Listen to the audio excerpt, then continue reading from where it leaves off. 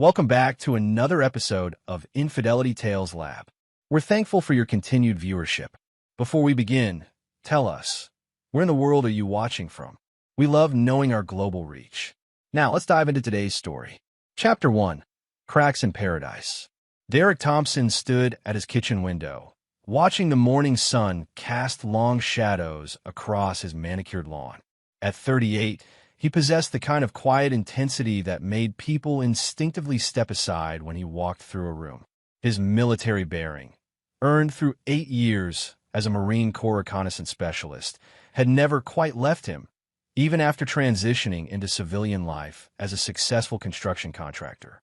The house around him represented everything he'd worked for, a 2-story colonial in Riverside Heights, complete with white picket fence and the promise of the American dream.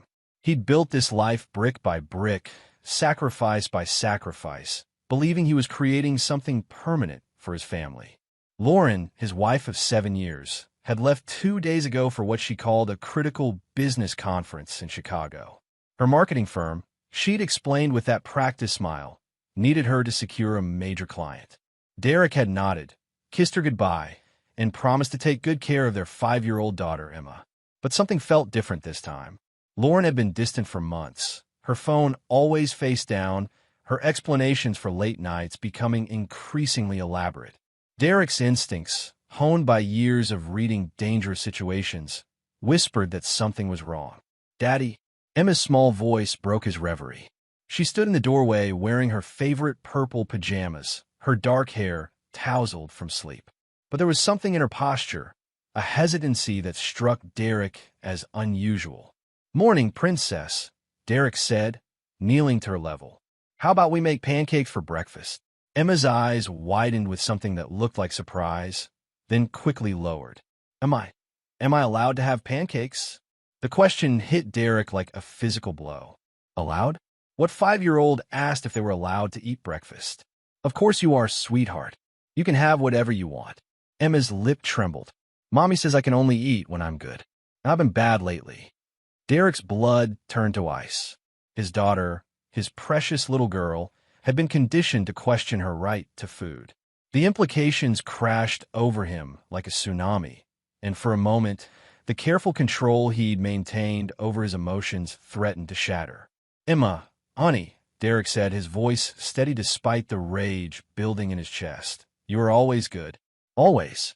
And you can always eat. Do you understand me?" She nodded uncertainly, and Derek pulled her into his arms, his mind already racing. If Lauren was denying their daughter food as punishment, what else had been happening in his absence? His job required him to work long hours, often leaving early and returning after Emma's bedtime. He trusted Lauren completely. That trust, he was beginning to realize, might have been the biggest mistake of his life. The next hour passed in a blur of pancakes and gentle questions. Derek learned that Emma had been eating dinner alone in her room most nights, that she'd been told she was too loud and too messy for family meals. She spoke of timeouts that lasted for hours, of being told she was disappointing, of feeling like she had earned basic affection. Each revelation struck Derek like a hammer blow. The woman he'd married, the woman he'd built this life with, had been systematically breaking down their daughter's spirit. And he'd been oblivious, working himself into the ground to provide for a family that was being destroyed from within. As Emma finally relaxed enough to giggle at his silly voices during breakfast, Derek made 2 silent promises. First, he would protect his daughter from any further harm. Second, he would find out exactly what Lauren was hiding. Derek Thompson had never been a man who forgave betrayal. And if his growing suspicions were correct, Lauren was about to discover just how ruthless he could be. Chapter 2. Beneath the Surface. That afternoon, while Emma napped, Derek began his investigation. 20 years of military training and 15 years of running his own business had taught him patience and thoroughness. He started with Lauren's home office, a pristine space that she'd always insisted was off limits. The locked filing cabinet yielded to his skills within minutes. Inside, he found bank statements for an account he'd never seen before. The deposits were modest, but regular, $500 here, $300 there, and they'd been going on for 8 months. But it was the accompanying receipts that made his hands clench into fists. Hotel bills, restaurant charges for 2 people, expensive lingerie purchases from shops Lauren had never mentioned visiting. Derek's phone buzzed with a text from his brother-in-law, Mike. "Hey man, saw Lauren at Rose City's last night with some guy. Thought she was supposed to be in Chicago. Didn't want to interrupt their date, but figured you should know." The message included a grainy photo taken from across the restaurant. Lauren sat at an intimate corner table, her hand covering that of a man Derek didn't recognize. The timestamp showed 8:47 p.m. the previous evening, exactly when she called Derek to complain about her exhausting day of meetings. Derek studied the man's face. Mid-30s, expensive suit, the kind of calculated charm that successful salesmen cultivated. He had the soft look of someone who'd never faced real adversity, never had a fight for anything that mattered. A reverse image search using contacts from his security business yielded results within an hour. Ryan Mitchell, 34, divorced, worked as a senior account manager at Pinnacle Marketing Solutions, the same firm that employed Lauren. Derek's investigation deepened. Credit card records showed charges at the Grandview Hotel every Tuesday and Thursday for the past 3 months. Lauren's late work nights suddenly made perfect sense. Phone records revealed hundreds of texts and calls between Lauren and Ryan, often late at night, when Derek was asleep beside her. But the most damning evidence came from Lauren's laptop. Her password, Emma's birthday, gave him access to months of email correspondence that made Derek's jaw clench with barely contained fury. Can't wait until tonight. Derek will be working late again, as usual. Sometimes I think he cares more about his construction projects than his own family. I know, baby. You deserve so much better than some blue-collar grunt who doesn't appreciate you. Emma was being impossible again today. Had to skip her dinner to teach her some respect. Derek spoils her too much when he's around. Derek's hands shook as he read message after message. Lauren wasn't just cheating. She was painting him as a neglectful father and husband to justify her betrayal. Worse, she was taking out her guilt and frustration on Emma, treating their daughter like an inconvenience. The final email thread, dated just last week, made Derek's blood run cold. "Ryan, I've been thinking. Derek's business is doing really well. If something happened to him, an accident on one of his job sites, maybe Emma and I would inherit everything. We could finally be together without all this sneaking around." "Lauren, that's crazy talk. We could just wait for you to file for divorce. And give up half of everything? I've put 7 years into building this life. I'm not walking away with nothing when there are other options." Derek stared at the screen, his wife's words burning into his memory. She wasn't just cheating and abusing their daughter. She was actively fantasizing about his death. The woman he'd trusted with his heart, his home, and his child had been planning to destroy everything he'd built. Derek Thompson had survived firefights in Fallujah, hostile takeovers in the business world, and every challenge life had thrown at him. But he'd never faced betrayal this complete, this personal. The woman sleeping in his bed had been his enemy all along. He closed the laptop and walked to his safe, retrieving the Sig Sauer P226 he'd carried in the Marines. The familiar weight in his hands was oddly comforting. Not for violence, not yet, but as a reminder of who he really was beneath the suburban facade. Derek Thompson was not a man who forgave, and Lauren was about to learn that some enemies were far more dangerous than she could imagine. Chapter 3. The Gathering Storm. Derek spent the next day meticulously documenting everything. Screenshots of emails, copies of financial records, detailed notes about Emma's revelations. He assembled the evidence with the same precision he'd once used to plan military operations. But documentation was just the beginning. Lauren had betrayed not just him, but their innocent daughter. That was unforgivable. Emma seemed to blossom in her mother's absence. Without Lauren's constant criticism and arbitrary rules, the little girl Derek remembered began to emerge. She ate full meals without asking permission, laughed without looking over her shoulder, and slept peacefully through the night. "Daddy," Emma said over dinner, twirling spaghetti around her fork with 5-year-old determination. "When is Mommy coming home?" Derek studied his daughter's face, searching for any sign of longing or sadness. Instead, he saw apprehension. Emma wasn't missing her mother. She was dreading her return. "Soon, princess. But I want you to know something important." Derek set down his fork and gave Emma his full attention. "No one, and I mean no one, should ever make you feel bad about eating or playing or being yourself. If anyone ever tells you that you're not allowed to eat, you come tell Daddy immediately, okay?" Emma nodded solemnly. Even if Mommy says it. The question broke Derek's heart and solidified his resolve. Especially then. That evening, after Emma was asleep, Derek placed a call to Tony Castellano, an old Marine buddy who now ran a private investigation firm in the city. If Lauren wanted to play games involving his potential death, Derek needed to know exactly what he was dealing with. "Derek, you son of a bitch," Tony's gravelly voice came through the phone. "Haven't heard from you in years. What's the occasion?" "I need a favor, Tony. A big one. And I need it done quietly." "Talk to me." Derek outlined the situation, the affair, the abuse, the veiled threats. Tony listened without interruption, his breathing growing heavier as the details mounted. "Jesus, Derek, this is some serious shit. You sure you don't want to just take this to the cops?" "The cops would file a report and maybe arrange a custody hearing. I need more than that." Derek's voice carried the cold edge that had once made enemy combatants surrender without a fight. "I need to know everything about Ryan Mitchell. His finances, his history, his weaknesses. And I need to know if Lauren's serious about these accidents she's fantasizing about. You're talking about some dark territory here, brother. Lauren crossed that line when she started hurting my daughter."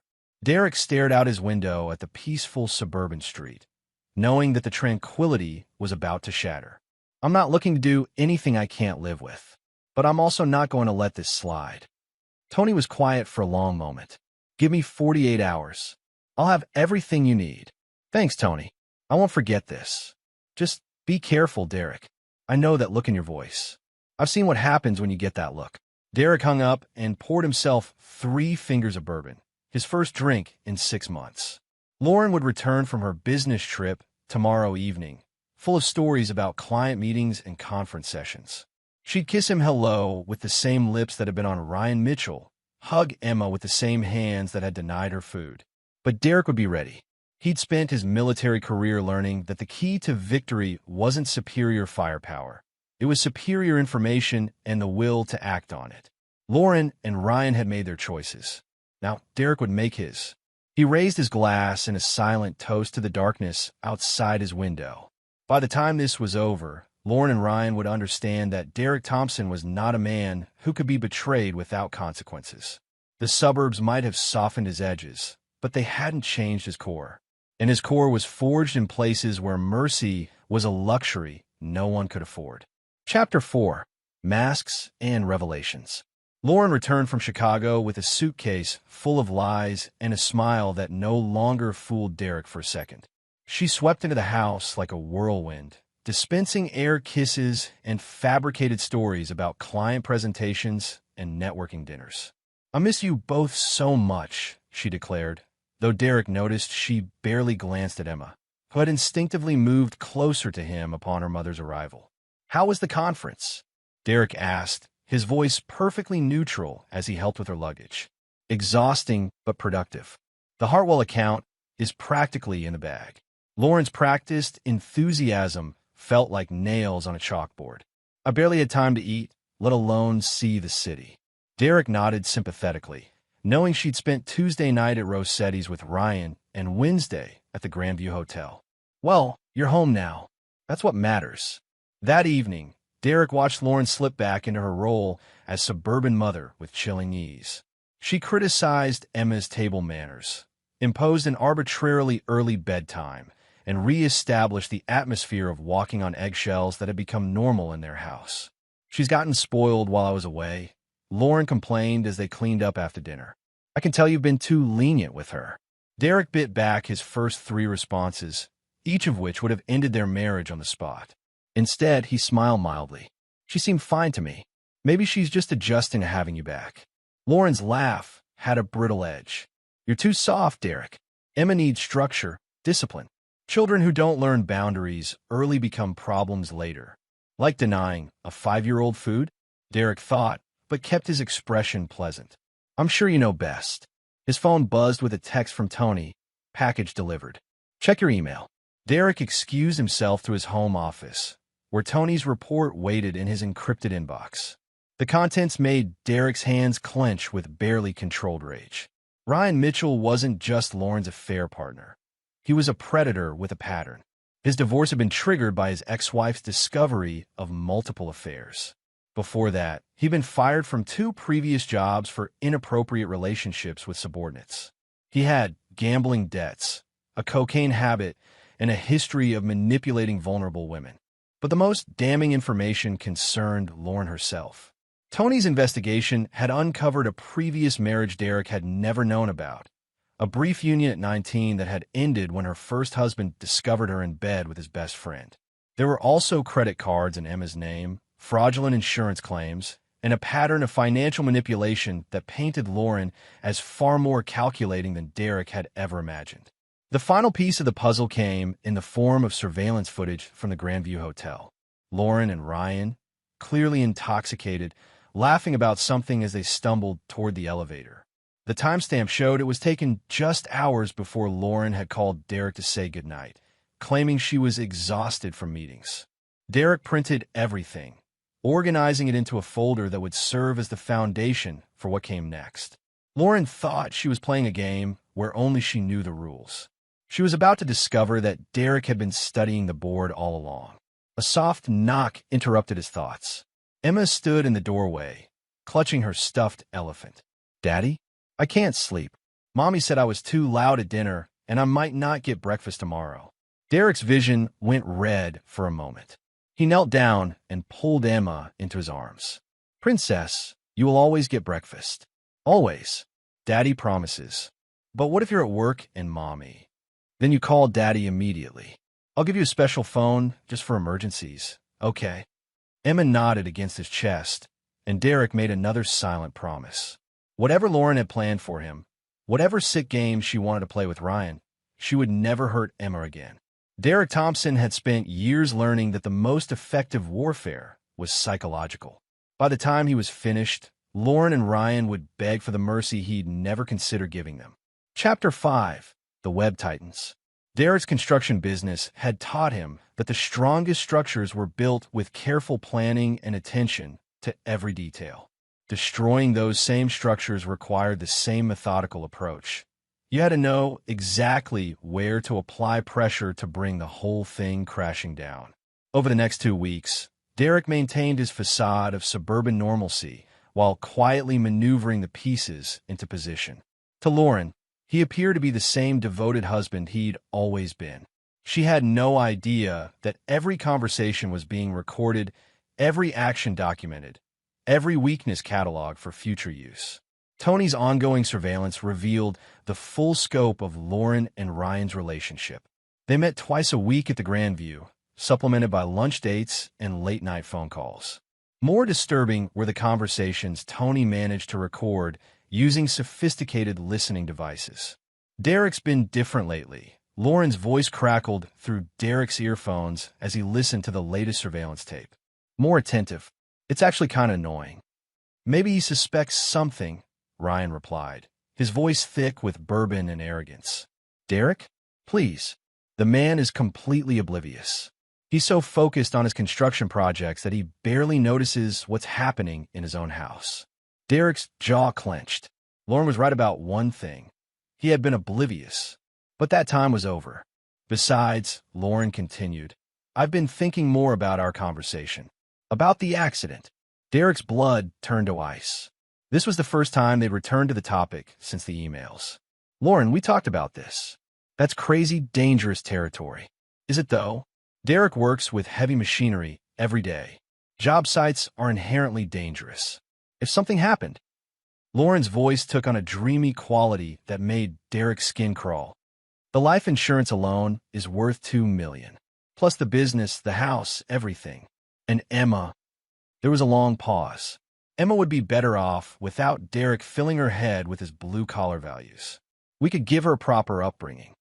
Derek stopped the recording, his hands shaking with rage. Lauren wasn't just planning his death. She was planning to raise his daughter with her lover, poisoning Emma's memory of him in the process. That night, Derek made a decision that would have horrified the man he'd been 2 weeks ago. But betrayal had a way of stripping away civilized pretenses, revealing the predator that lurked beneath. Derek had connections from his Marine days, men who transitioned into less conventional careers after their military service. A few carefully placed phone calls put him in touch with Marcus Cole, a former Special Forces operator who now specialized in what he euphemistically called problem-solving. They met at a diner 40 miles outside the city, far from anyone who might recognize Derek. Marcus looked like an accountant, medium height, unremarkable features, the kind of man who disappeared in crowds. But Derek could see the coiled violence in his posture, the watchful eyes that missed nothing. "I hear you have a situation," Marcus said without preamble. Derek slid a flash drive across the table. "Everything's on there. Audio, video, financial records. 2 people who've declared war on my family." Marcus pocketed the drive without looking at it. "What kind of resolution are you looking for?" "I want them destroyed. Not killed, destroyed. I want them to lose everything they value, everything they've built. I want them to understand what it feels like to have their lives torn apart by someone they trusted." Marcus studied Derek's face. "That's a tall order. Also expensive. Money isn't an issue." Derek slid an envelope across the table. "Down payment. There's more where that came from. I'll need 2 weeks to study the situation, develop a plan. You sure you want to go down this road? Once we start, there's no going back." Derek thought of Emma asking if she was allowed to eat, of Lauren's cold calculation as she planned his death. They crossed the line first. "I'm just making sure they understand the consequences." Marcus nodded and stood to leave. "You'll hear from me soon." As Derek drove home, he felt something he hadn't experienced since his military days, the calm that came before decisive action. Lauren and Ryan thought they were predators, but they were about to discover they'd been stalking someone far more dangerous than they could imagine. The suburban father facade was about to give way to something much darker, and Derek Thompson was going to enjoy every minute of it. Chapter 6: Point of No Return. The surveillance equipment Derek installed throughout his house was military-grade, invisible to casual inspection, but capable of recording everything that happened in his absence. He needed evidence of Lauren's treatment of Emma, but what he captured was worse than he'd imagined. The footage from the kitchen showed Lauren systematically destroying Emma's self-esteem with surgical precision. A 5-year-old's natural exuberance was met with criticism, punishment, and emotional manipulation that would have impressed a trained interrogator. "You're too loud, Emma. Good children don't make noise. Stop crying. Do you want Daddy to see what a baby you are? Maybe you don't deserve dinner tonight. Maybe you need to think about how to be better." Derek watched his daughter's spirit crumble in real time, saw the moment Emma learned to question her own worth. The rage that built in his chest was unlike anything he'd ever experienced. A cold, calculating fury that demanded not just revenge, but annihilation. Lauren's phone calls with Ryan, recorded through the devices Tony had planted, revealed the full scope of their plans. They'd identified Derek's life insurance policies, researched accident statistics in the construction industry, and even discussed specific scenarios that might appear plausible. Construction sites have the highest rate of accidental deaths among blue-collar professions, Ryan's voice explained with academic detachment. Falls, equipment malfunctions, structural collapses, plenty of options that wouldn't raise suspicions. When Lauren asked, her voice eager. "Soon. I've been researching Derek's current projects. There's a high-rise going up downtown where he's been spending a lot of time. 30-story building, lots of exposed edges, heavy machinery." Derek turned off the recording. His decision crystallized. Lauren and Ryan weren't just cheating. They were actively planning his murder. The gloves were officially off. Marcus Cole's plan arrived via encrypted email 48 hours later. It was comprehensive, brutal, and utterly brilliant. Derek read through it twice, marveling at the thoroughness. Marcus had identified every vulnerability, every pressure point, every way to systematically dismantle their lives. Ryan Mitchell's cocaine addiction would be exposed to his employer through carefully planted evidence. His gambling debts would be called in simultaneously, forcing him into financial ruin. The IRS would receive anonymous tips about unreported income, triggering an audit that would reveal years of tax evasion.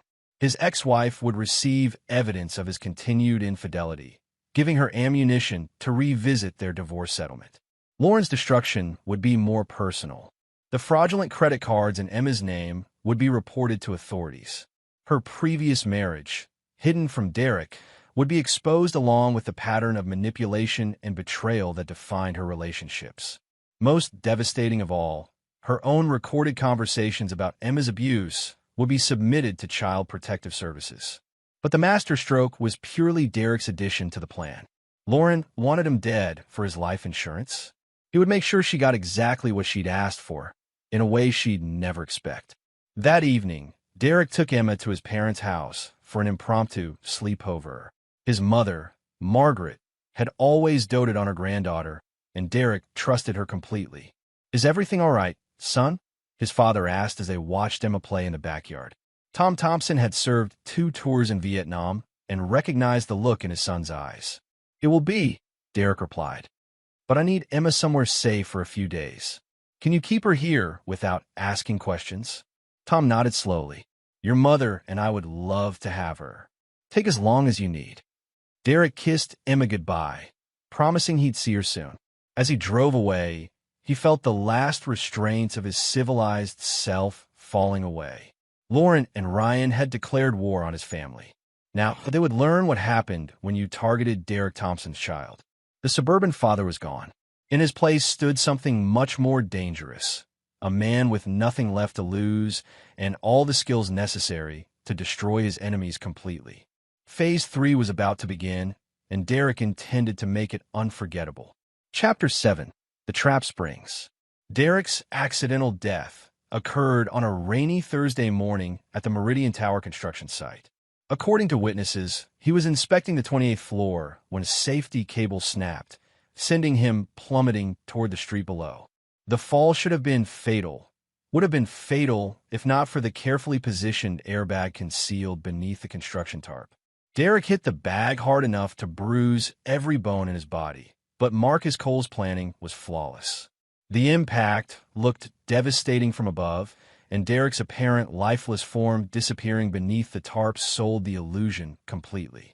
Within minutes, he was loaded into an ambulance staffed by Marcus's associates and whisked away to a private medical facility. Lauren received the call at work, Ryan Mitchell sitting beside her as they reviewed marketing projections. Derek watched her reaction through the hidden camera he'd installed at her office, saw the shock that quickly transformed into something else. Calculation. "Oh my God," Lauren gasped into the phone, her performance worthy of an Oscar. "Are you sure?" Derek fell. "How far?" The construction foreman's voice was appropriately shaken. 28 stories, Mrs. Thompson. "I'm sorry. There's no way anyone could survive a fall like that." Lauren's hand flew to her mouth, but Derek could see the wheels turning behind her eyes. She was already thinking about life insurance payouts, about the freedom to be with Ryan without the messy complications of divorce. I need to get to the hospital," she managed, her voice breaking in all the right places. "Ma'am, they've already pronounced him dead at the scene. I'm so sorry for your loss." Derek watched Lauren hang up and turn to Ryan, her mask slipping for just a moment. The smile that crossed her face was triumphant, predatory. She was a woman who'd just won the lottery. "What happened?" Ryan asked, though Derek could tell he already knew. "Derek's dead," Lauren whispered, then louder, "Derek's dead. He fell from the construction site. An accident, just like we discussed." They embraced, and Derek felt his last shred of doubt evaporate. Lauren wasn't grieving. She was celebrating. The woman he'd married, the mother of his child, was actively rejoicing in what she believed was his death. But Derek Thompson was very much alive, and he was just getting started. While Lauren played the grieving widow for her co-workers, Derek was meeting with Marcus Cole to finalize the next phase. The abandoned warehouse on the outskirts of the city had been converted into a sophisticated operations center, complete with surveillance equipment, communications gear, and holding facilities. She's reacting exactly as predicted. Marcus reported, showing Derek footage from multiple hidden cameras. Already called the insurance company, the bank, and a lawyer. She's not wasting any time claiming her inheritance. Derek studied the screens showing Lauren's activities. She'd left work early, claiming she was too distraught to function, but had immediately driven to Ryan's apartment. The bedroom camera Derek had never wanted to install showed them celebrating in the most intimate way possible. "What about Emma?" Derek asked. "Still safe with your parents?" Lauren hasn't even asked about her yet. That fact hit Derek harder than any of Lauren's other betrayals. Her own daughter's father was supposedly dead, and Lauren hadn't given Emma a second thought. She was too busy planning her new life with Ryan. "Time for phase 2, Derek said, his voice carrying the cold authority that had once commanded Marines in combat. "Bring them both here. Tonight." Marcus nodded. "Already in motion." Lauren thinks she's meeting a life insurance investigator who wants to expedite her claim. Ryan thinks he's meeting a potential client for a lucrative marketing contract. They'll both be here within the hour. Derek checked his equipment one final time. Lauren and Ryan wanted to play deadly games. He was about to teach them the rules. Chapter 8. Truth and Consequences. Lauren arrived first, dressed in widow's black and practicing her grief-stricken expression in the rearview mirror. She never saw the tranquilizer dart that dropped her before she could exit her car, never realized she was being loaded into a van by professionals who'd perfected the art of invisible abduction. Ryan followed 20 minutes later, his BMW gleaming under the warehouse's security lights. He was unconscious before he reached the entrance, his dreams of inheriting Derek's life cut short by chemical efficiency. When they woke up, Lauren and Ryan found themselves in what looked like abandoned office space. Fluorescent lights, concrete floors, and an unmistakable sense of isolation. They were bound to chairs facing each other, close enough to touch but helpless to move. "What the hell?" Ryan groaned, his head swimming from the tranquilizer.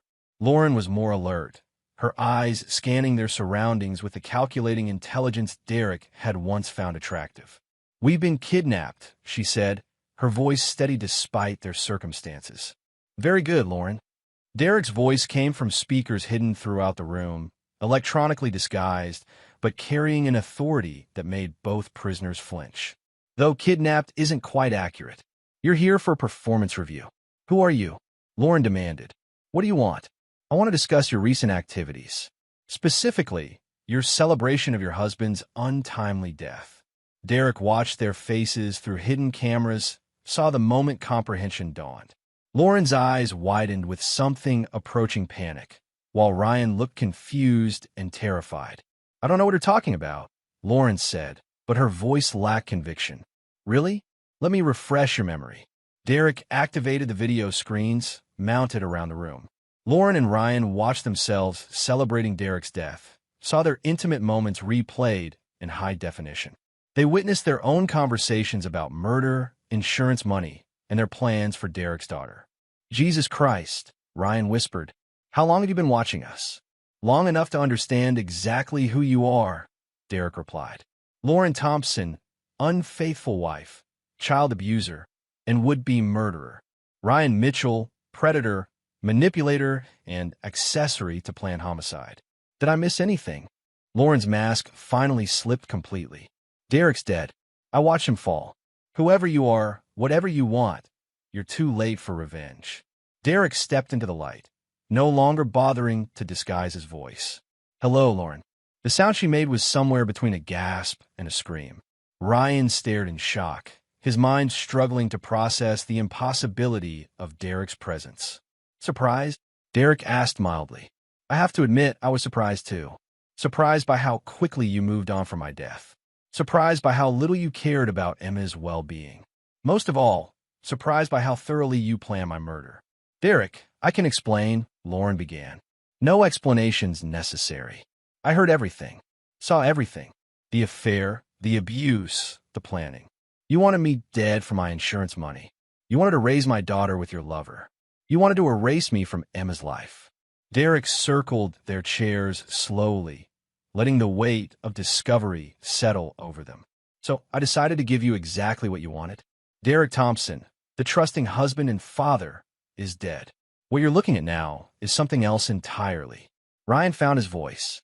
Look, man, I know how this looks, but Derek's backhand sent Ryan's chair toppling backward, his head cracking against the concrete floor. When Derek hauled him upright, blood trickled from Ryan's split lip. The time for explanations is over, Derek said calmly. Now comes the education portion of our program. Lauren was crying now, her careful composure shattered. Derek, please. Think about Emma. She needs her mother. Emma needs protection from her mother, Derek corrected. Which brings us to your first lesson. Actions have consequences, Lauren, and your consequences are just beginning. Derek activated another screen, showing Lauren's recorded conversations about denying Emma food, about her plans to reshape his daughter's memory of him. Her face went white as she realized the scope of Derek's knowledge. You see, I spent the last month learning things. About both of you. Your histories, your weaknesses, your fears. And I've developed a comprehensive plan to address each one. Derek pulled out a tablet and began reading. Ryan, your employer received an anonymous tip about your cocaine use yesterday. The drug test results should be interesting. Your bookie also received payment in full for your gambling debts, along with photographs of you with other men's wives. Gambling addicts with a reputation for infidelity don't last long in that world. Ryan's face went ashen. You son of a bitch. And Lauren, Child Protective Services received quite an education about your parenting methods, along with the FBI's Financial Crimes Division, who were fascinated by the credit cards you opened in Emma's name. Derek leaned back against the wall, studying their faces. But those are just the appetizers. The main course is what happens next. The warehouse fell silent except for Lauren's sobbing and Ryan's labored breathing. Derek Thompson had returned from the dead, and he was just getting started. Chapter 9, Final Justice. The final phase of Derek's revenge unfolded over 3 days of systematic psychological destruction. Lauren and Ryan discovered that their comfortable world had been built on foundations far more fragile than they'd realized. Ryan lost everything first. His employer fired him within hours of receiving evidence of his drug use and workplace affairs. His gambling debts, now public knowledge, made him unemployable in his field. The IRS audit revealed years of unreported income, triggering criminal charges that would ensure his financial ruin. By day 2, Ryan Mitchell had transformed from confident predator to broken shell. Lauren's destruction was more personal, more complete. The evidence of child abuse was ironclad. Hours of surveillance footage showing her systematic emotional torture of Emma. Child Protective Services removed Emma from her custody immediately, though Derek's parents were granted temporary guardianship while his estate was settled. You're insane, Lauren whispered on the second night, her voice hoarse from crying. The courts will never believe Emma is better off without her mother. Derek played another recording, Lauren's own voice describing Emma as an inconvenience, discussing how her daughter would be better off without Derek's influence.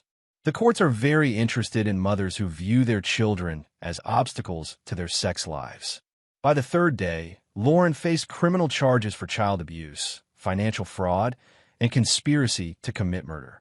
The life insurance money she'd counted on was frozen pending the investigation into Derek's death. Her job was gone, her reputation destroyed, her future a series of legal battles she couldn't afford to fight. Ryan tried a bargain. Look, we can make a deal. I'll disappear, never contact Lauren again. Just let me go. Derek studied the broken man who'd helped plan his murder. You wanted to inherit my life, Ryan. You wanted to sleep in my bed, spend my money, raise my daughter. How does it feel to have nothing instead? Please, Ryan begged. I'll do anything. You'll do exactly what I tell you to do, Derek replied. You're going to confess to everything. The affair, the planning, the abuse. You're going to make sure Lauren gets exactly what she deserves. Derek produced a document, a full confession detailing their plans to murder him and claim his inheritance. Sign it, and I'll make sure your prison sentence is federal instead of state. Better facilities, better food. Refuse, and I'll make sure your fellow inmates know exactly what kind of man you are. Ryan signed without reading it, his hand shaking as he sealed his fate. Lauren was harder to break, her survival instincts fighting even when the situation was hopeless. Emma will never forgive you for this. When she grows up, she'll realize you destroyed her mother. Derek activated one final video. Lauren denying Emma dinner, telling their daughter she was too loud and too bad to deserve food. Emma's small voice asking if she was allowed to eat echoed through the warehouse. Emma will grow up knowing her father protected her from a mother who saw her as an inconvenience, Derek said quietly. She'll understand that some people don't deserve forgiveness. Lauren signed her confession through tears, admitting to child abuse, adultery, and conspiracy to commit murder. Her signature was barely legible, but legally binding. Derek reviewed both documents, then activated the warehouse's sprinkler system. Lauren and Ryan watched in horror as water cascaded from the ceiling, their confessions dissolving into illegible pulp. Unfortunately, Derek said with mock sadness, your confessions have been damaged. I suppose you'll have to give them again to the authorities. In person, with lawyers present, Derek untied their restraints and stepped back. You're free to go. The authorities are waiting outside to take your statements. I'm sure they'll be very interested in your story. As Lauren and Ryan stumbled toward the door, Derek called after them. One more thing. If either of you ever contact Emma, if you ever try to be part of her life in any way, you'll discover that my tolerance for mercy has been permanently exhausted. Are we understood? They nodded frantically and fled into the night, where FBI agents were indeed waiting to take them into custody. Derek watched from the shadows as the woman who betrayed his trust and abused his daughter was loaded into a federal vehicle.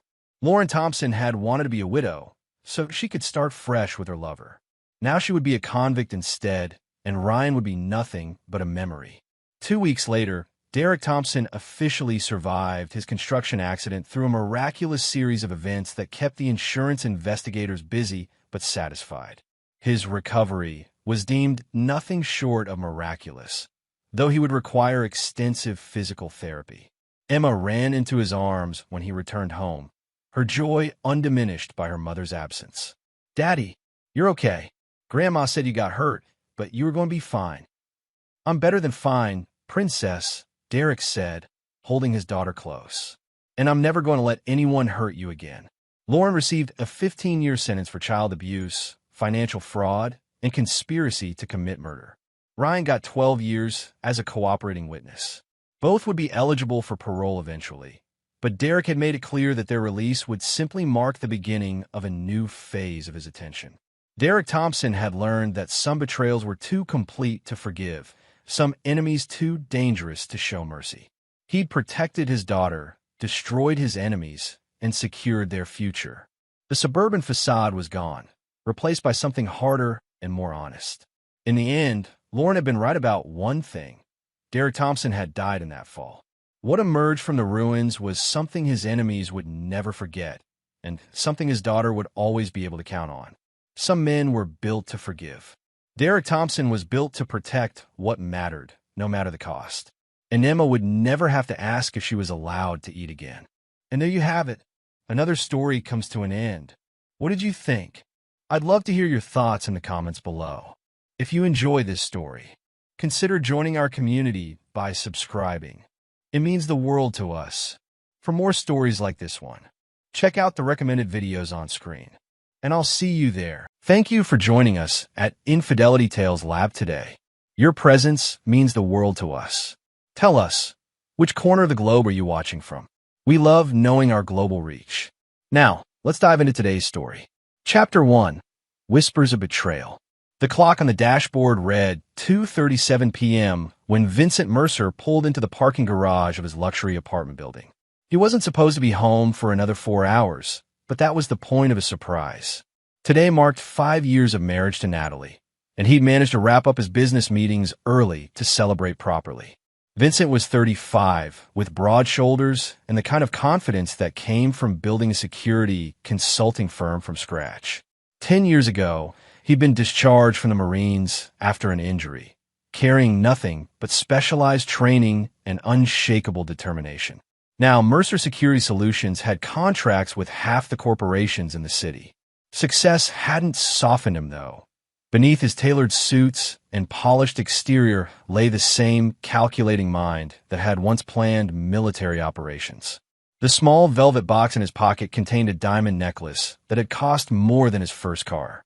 A matching set of plane tickets to Bali was tucked in his wallet. Vincent smiled to himself, imagining Natalie's reaction. At 32, his wife had the kind of beauty that turned heads: honey blonde hair, bright blue eyes, and a smile that had knocked him sideways the moment they'd met at a charity gala. Their marriage wasn't perfect. Whose was? But they'd weathered the rough patches.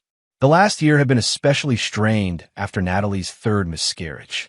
The doctors had been pessimistic about future pregnancies, and Vincent had thrown himself into work partly to avoid the hollow look in his wife's eyes. Maybe this trip would help them reconnect. He nodded to the doorman and took the private elevator up to their penthouse on the 30th floor. The ride gave him time to loosen his tie and rehearse what he might say. Vincent wasn't a man comfortable with flowery declarations, but anniversaries called for effort. The elevator doors opened directly into their foyer. He expected silence. Natalie usually spent afternoons at her art studio downtown, but the sound of laughter floated through the apartment. Feminine giggles, punctuated by a deeper voice. Vincent frowned. They rarely had unannounced visitors. Setting his briefcase down silently by the door, he followed the sounds toward their bedroom. The laughter grew louder, accompanied by whispers too low to make out. His hand hovered over the door handle. Something primal in his gut screamed warning. The same instinct that had once saved his life in a desert halfway across the world. Vincent pushed the door open. The scene before him burned into his memory like acid. Natalie, his wife, straddling a man on their bed, both partially undressed. But it wasn't just any man. It was Douglas Preston, Natalie's 53-year-old father, his hands gripping her waist. They froze at the sound of the door. Douglas's face drained of color. "Just a back rub," he stammered, scrambling to pull his shirt closed. Natalie didn't bother with excuses. She stared at Vincent, blue eyes defiant, chin tilted upward in that stubborn way he once found endearing. Vincent's gaze swept the room mechanically, training kicking in as he cataloged details. Discarded clothing, rumpled sheets, empty wine glasses, and there on the nightstand a plastic stick with a small window showing 2 pink lines, a pregnancy test. The room spun briefly. The test. The father-in-law.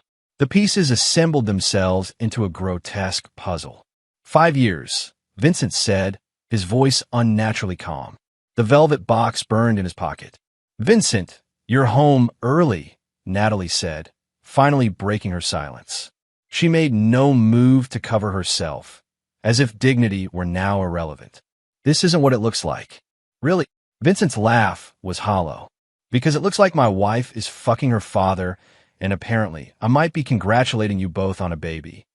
Douglas finally found his voice. "Listen, son, I'm not your son." Vincent cut him off, each word like ice.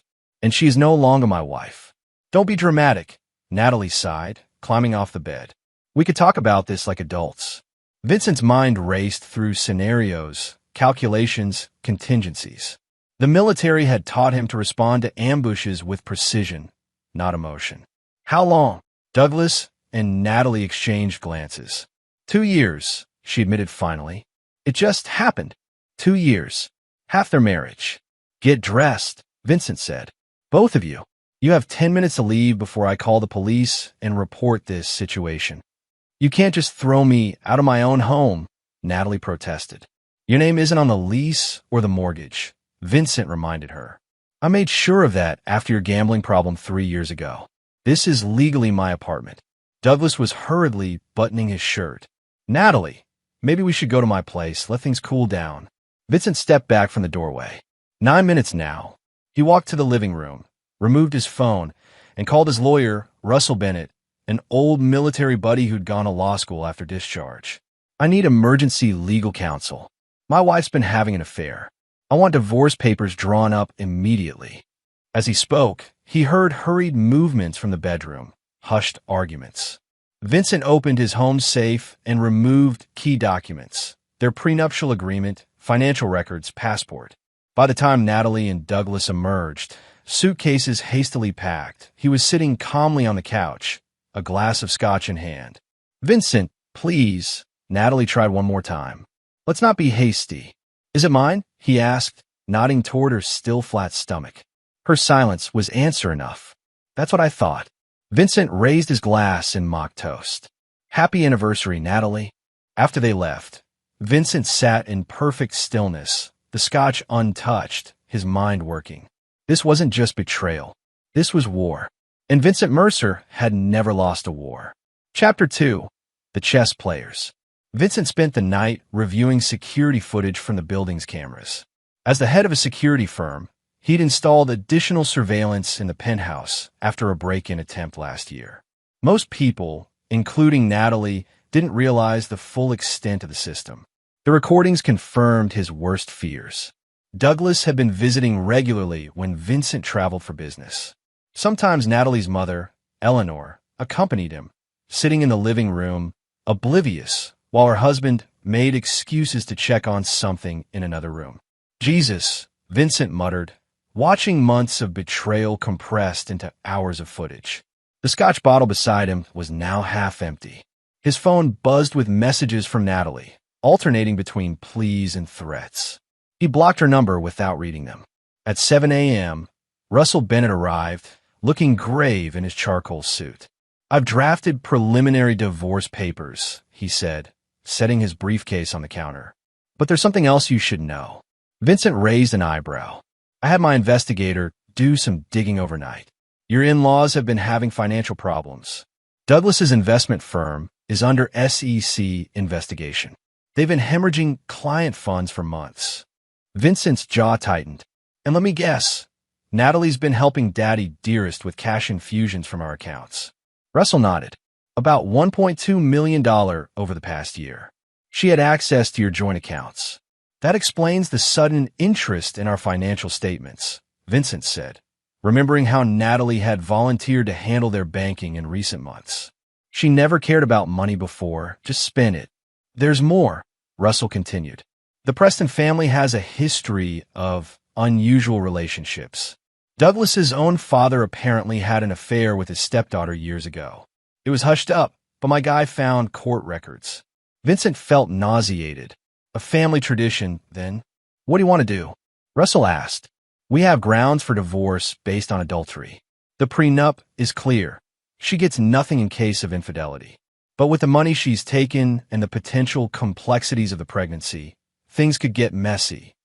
I want everything documented," Vincent said, his military precision taking over. "The affair, the financial theft, all of it. But I don't want to file immediately." Russell looked surprised. "Why wait?" "Because Douglas and Eleanor Preston fancy themselves as chess players," Vincent said, refilling his glass. "But they've never played against someone who doesn't care about losing pieces to win the game." Later that morning, Vincent received an unexpected visitor. Eleanor Preston stood at his door, her normally perfect appearance showing signs of strain, smudged makeup, hair hastily styled. "May I come in?" she asked stiffly. Vincent stepped aside. Eleanor had always been cold toward him, a society woman who'd thought her daughter was marrying beneath her status despite his financial success. "I assume this is about your husband and my wife," Vincent said, not bothering with pleasantries. Eleanor flinched. "It's not what you think. Douglas has been unwell. His judgment has been affected by medication." "Is that the story you're going with?"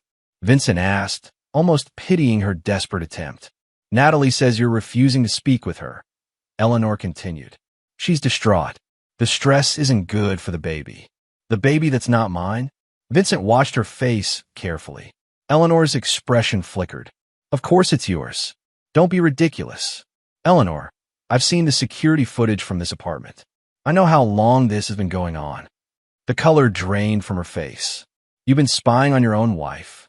I've been securing my home, which happens to have recorded your husband's visits." Vincent pulled up a video on his tablet and turned it toward her. The timestamp showed Douglas entering the bedroom where Natalie was showering 2 months ago. Eleanor's hands trembled as she pushed the tablet away. "Turn it off."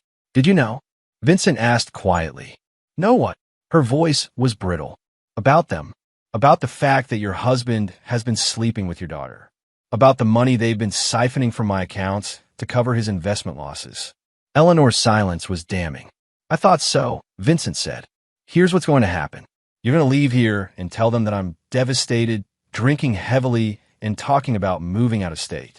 That I mentioned something about transferring assets before filing for divorce. Why would I do that? Eleanor asked. Because if you don't, the SEC investigation into Douglas will receive an anonymous tip about exactly where missing client funds went, along with video evidence of some very taboo behavior that I imagine his business associates would find disturbing. Eleanor stood, straightening her designer jacket with trembling hands. You've always been cruel beneath that polished exterior. My daughter deserved better. Vincent laughed, the sound devoid of humor. Your daughter deserved exactly what she's about to get. After she left, Vincent called Russell again. I need you to set up a meeting with Eleanor Preston's lawyer. Her name is Diane Holdsworth. What for?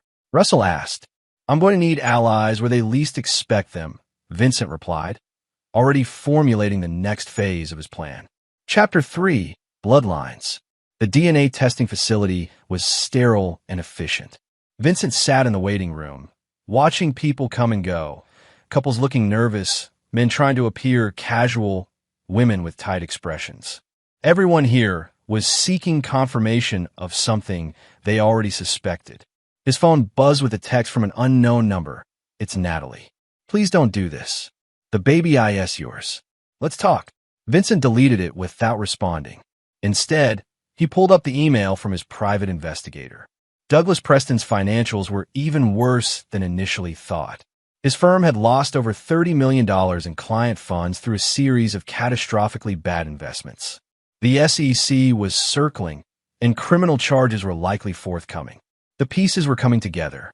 Douglas needed money and a way to disappear if necessary. Natalie, always desperate for her father's approval, had been the perfect accomplice, and apparently much more. Mr. Mercer? A technician called his name. We're ready for you. The procedure was simple. A cheek swab, some paperwork stating his reason for DNA comparison. Vincent had provided one of Natalie's hairbrushes with strands still attached. It would be enough to establish maternal DNA markers. Results take 5 to 7 business days, the technician informed him. I've paid for the expedited service, Vincent reminded her. Then 48 hours. We'll email and call you. Back in his car, Vincent found another message waiting, this time from Douglas. We need to discuss this situation like gentlemen. There's a reasonable explanation for everything. Vincent almost admired the man's audacity. He started the car and drove to his next appointment. Diane Holdsworth's law office occupied the top floor of a downtown building. Unlike Russell's practical, understated offices, Diane favored modern art and dramatic views, all designed to intimidate clients and opponents alike. Mr. Mercer, she greeted him, perfectly coiffed and sharply dressed. This is unusual. You're aware I represent Eleanor Preston. I am, Vincent replied, taking the offered seat. That's why I'm here. Diane raised a perfectly arched eyebrow. I don't see how I can help you, given the circumstances. Vincent placed a USB drive on her desk. On this drive is evidence that Douglas Preston has been embezzling from clients for years. It's also evidence that he's been having a sexual relationship with his daughter, my wife, resulting in her current pregnancy. Diane's professional mask slipped momentarily, revealing genuine shock. That's a very serious allegation. It's not an allegation. It's documented fact. Vincent leaned forward. Eleanor knows. She's been covering for them, possibly for years. But she didn't know about the extent of the financial fraud. Why are you bringing this to me? Diane asked carefully. Because Eleanor is going to need representation separate from Douglas once the SEC investigation becomes public. She'll need someone to help her distance herself from his crimes and proclivities. Diane steepled her fingers. And you're providing this information out of concern for your mother-in-law? Vincent smiled thinly. I'm providing it because Eleanor is about to become a useful ally against her own husband and daughter. She values her social standing above everything. When she realizes they're going down and taking her with them, she'll do anything to save herself. including turning on her family, Diane concluded. That's quite Machiavellian of you, Mr. Mercer. I prefer strategic, Vincent replied. Douglas and Natalie think they're playing a game. They don't realize it's already over. And what do you want from me in this arrangement? Information. When Eleanor comes to you in panic, and she will within the week, I want to know what she says, what she knows, and what she's willing to do. Diane's expression hardened. That would be a violation of attorney-client privilege. Vincent nodded to the USB. There's also evidence they're suggesting you helped Eleanor hide assets during her previous divorce 20 years ago. Nothing conclusive, but enough to warrant investigation. The attorney's face remained impassive, but her fingers tightened almost imperceptibly on her desk. You've been thorough. I protect what's mine, Vincent said simply. Douglas and Natalie forgot that. As Vincent left the building, his phone rang. The DNA testing facility. Mr. Mercer? We've processed your preliminary results. There's something unusual in the markers. Could you come back in? Our genetic counselor would like to speak with you. Vincent felt a cold certainty settle in his stomach. I'll be there in 20 minutes.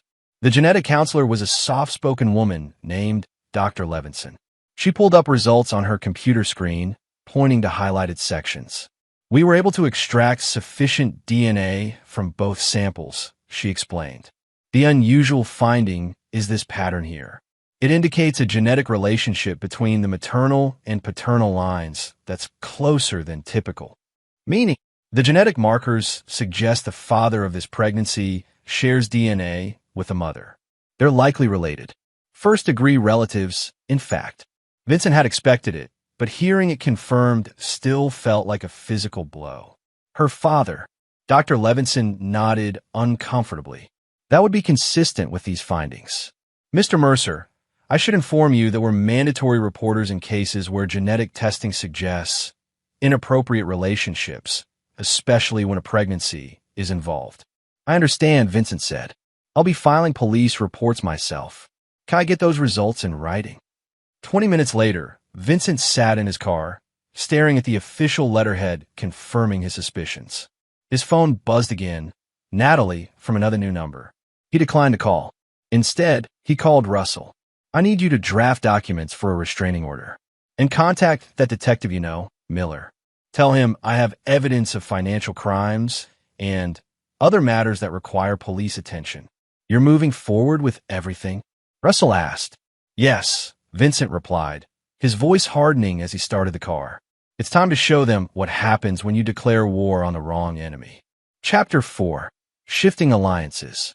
Vincent stood by the floor-to-ceiling windows of his office on the 40th floor of the financial district's most prestigious building. Below, the city sprawled in miniature, people and cars moving like toys. It had been 3 weeks since the discovery, and the initial shock had hardened into resolute purpose. His phone chimed with a message from Detective Miller. Arrest warrant issued for D. Preston. SEC has frozen all accounts. Moving in tomorrow morning. Vincent allowed himself a small, grim smile. Phase 1 complete. A knock on his door interrupted his thoughts. His assistant, Lydia, entered with a concerned expression. Mr. Mercer, Mrs. Preston, Eleanor, is here. She doesn't have an appointment.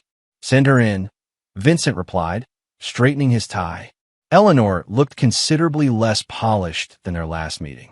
Her designer clothes remained, but her face showed the strain of recent weeks, new lines around her eyes, a tightness to her mouth. I didn't expect to see you here, Vincent said, not offering her a seat. She took one anyway. Diane told me what you did. Did she? Vincent raised an eyebrow. That's unfortunate for her career. Don't be smug. She didn't violate confidentiality. I figured it out myself when the SEC investigators mentioned an anonymous source with detailed transaction records. Eleanor's hands trembled slightly. They're arresting Douglas tomorrow. I'm aware. They're also investigating Natalie as a co-conspirator. Vincent poured himself a glass of water, not offering one to his guest. Also part of the plan. Eleanor's composure cracked. She's pregnant, Vincent. With her father's child, he replied coldly. A fact confirmed by DNA testing, which I've shared with the authorities. Eleanor flinched as if struck. You don't understand. This isn't Natalie's fault. Douglas has always controlled her. Since she was young, he has a hold over her that I've never been able to break. Vincent's eye narrowed. What exactly are you saying, Eleanor? I'm saying this relationship didn't start 2 years ago. It started when she was 16. Eleanor's voice broke. I found him once. Douglas convinced me it was a one-time mistake. I believed him because the alternative was unthinkable. I've been lying to myself for years. Vincent felt physically ill. And you stay with him? Let your daughter marry someone else without warning them? I thought it was over. Eleanor's eyes filled with tears. When she met you, she seemed happy, independent. Douglas appeared to have backed off. I thought she was finally free. Vincent sat down heavily. This was worse than he'd imagined. Why are you telling me this now? Because I need your help, Eleanor admitted. Diane says I could be implicated too, as an accessory for knowing and not reporting. I could lose everything. That was the idea, Vincent said coldly. Please, Eleanor begged, her pride finally breaking. I'll testify against Douglas. I'll sign whatever you need for the divorce. Just help me stay out of prison. Vincent studied her, this woman who had looked down on him for years, who had protected a monster rather than her own daughter. Yet beneath his disgust, the strategic part of his mind recognized an opportunity. I'll consider it, he said finally, but I'll need something in return. Anything, Eleanor said quickly. All of Douglas's records, financial, personal, everything. And I want you to wear a wire the next time you speak with him or Natalie. Eleanor paled. You want me to record my own daughter? I want evidence of coercion if what you're saying is true, Vincent clarified. If Natalie was victimized, that should be documented. If she was a willing participant in defrauding me and others, that should be documented too. After Eleanor left, Vincent called Russell. We need to adjust the strategy. There's a new angle to consider. The next morning, Vincent watched the news coverage of Douglas Preston being led from his office in handcuffs. The financial charges were public, but the more sordid allegations remained sealed for now. Reporters swarmed, cameras flashed, and Douglas's once prestigious reputation crumbled in real time. Vincent's phone rang, a number he didn't recognize. Mr. Mercer, a young female voice said when he answered. My name is Olivia Preston. I was Douglas's administrative assistant. Vincent frowned. How did you get this number, Miss Preston? That's just it, she said, her voice shaking. Preston isn't my real name. Douglas made me change it when he hired me 3 years ago. He said it was better for the company image if people thought I was family. What's your real name? Olivia Campos. Mr. Mercer, I have information about Douglas and your wife that I think you should know. But I'm afraid. He has connections. People who could hurt me. Vincent's instincts sharpened. Where are you now? At a coffee shop near the office. Everyone's in chaos with the arrests and the SEC people everywhere. Stay there. I'll send someone to bring you to my office. A woman named Lydia. She'll be there in 15 minutes. After hanging up, Vincent called his head of security, a former Army Ranger named Trent. I need a protection detail for a potential witness. And run a background check on Olivia Campos, approximately 25 to 30 years old, worked for Douglas Preston. Within the hour, Olivia sat in Vincent's private conference room. She was younger than he expected, maybe 24, with dark hair and nervous eyes that kept darting to the door. You're safe here, Vincent assured her. This building has better security than most government facilities. Olivia nodded, clutching her coffee cup. I should have come forward sooner, but I was afraid. Douglas, he has evidence that could send my brother to prison for something he didn't do. Blackmail, Vincent noted. A pattern with him. He blackmails everyone, Olivia confirmed. It's how he keeps control. He has files, digital and physical, on clients, employees, family members. Even Natalie. Vincent leaned forward. What kind of files on Natalie? Videos, mostly, going back years. And correspondence, emails, texts. He made me organize them. She looked down in shame. I think he was documenting the relationship for some reason. Insurance, maybe. Or leverage, Vincent said grimly. Do you know where these files are kept? Multiple places. Cloud storage with crazy encryption. A safe deposit box at First National Bank. And a physical safe in his lake house, the one no one's supposed to know about. Vincent's eyebrows raised. Lake House, in his mother's maiden name. Hamilton. It's about 2 hours north on Lake Shasta. Very isolated. I've only been there once, to deliver papers when he claimed to be sick. Olivia hesitated. Natalie was there too. Vincent made notes. This documentation, what does it show exactly? Olivia looked physically ill. Evidence of their relationship, like I said. But also, financial transactions. Douglas was moving money from his clients to offshore accounts, then to accounts in Natalie's name, then back to him after she'd invested it in shell companies. They were laundering the money through your wife to make it look legitimate. And the pregnancy? Vincent asked quietly. Planned, Olivia said. I overheard them. Douglas has cancer, pancreatic stage 3. He's known for months, but kept it quiet. He said something about needing an heir, about keeping the bloodline pure. It was disturbing. Vincent sat back, digesting this information. The picture forming was even more twisted than he'd imagined. What do you want in exchange for your testimony? He asked finally. Protection for my brother. And a job. Anywhere but the financial sector. I have a business degree, but Douglas made sure I never used it for anything but his coffee and criminal activities. Vincent nodded. I can arrange both. But first, I need you to tell this story again, to Detective Miller and my attorney. As Olivia left with Trent to meet the detective, Vincent's phone buzzed with a text from an unknown number. I know what you're doing. You're going to regret this war. Some enemies don't play by rules. Vincent felt an icy calm settle over him.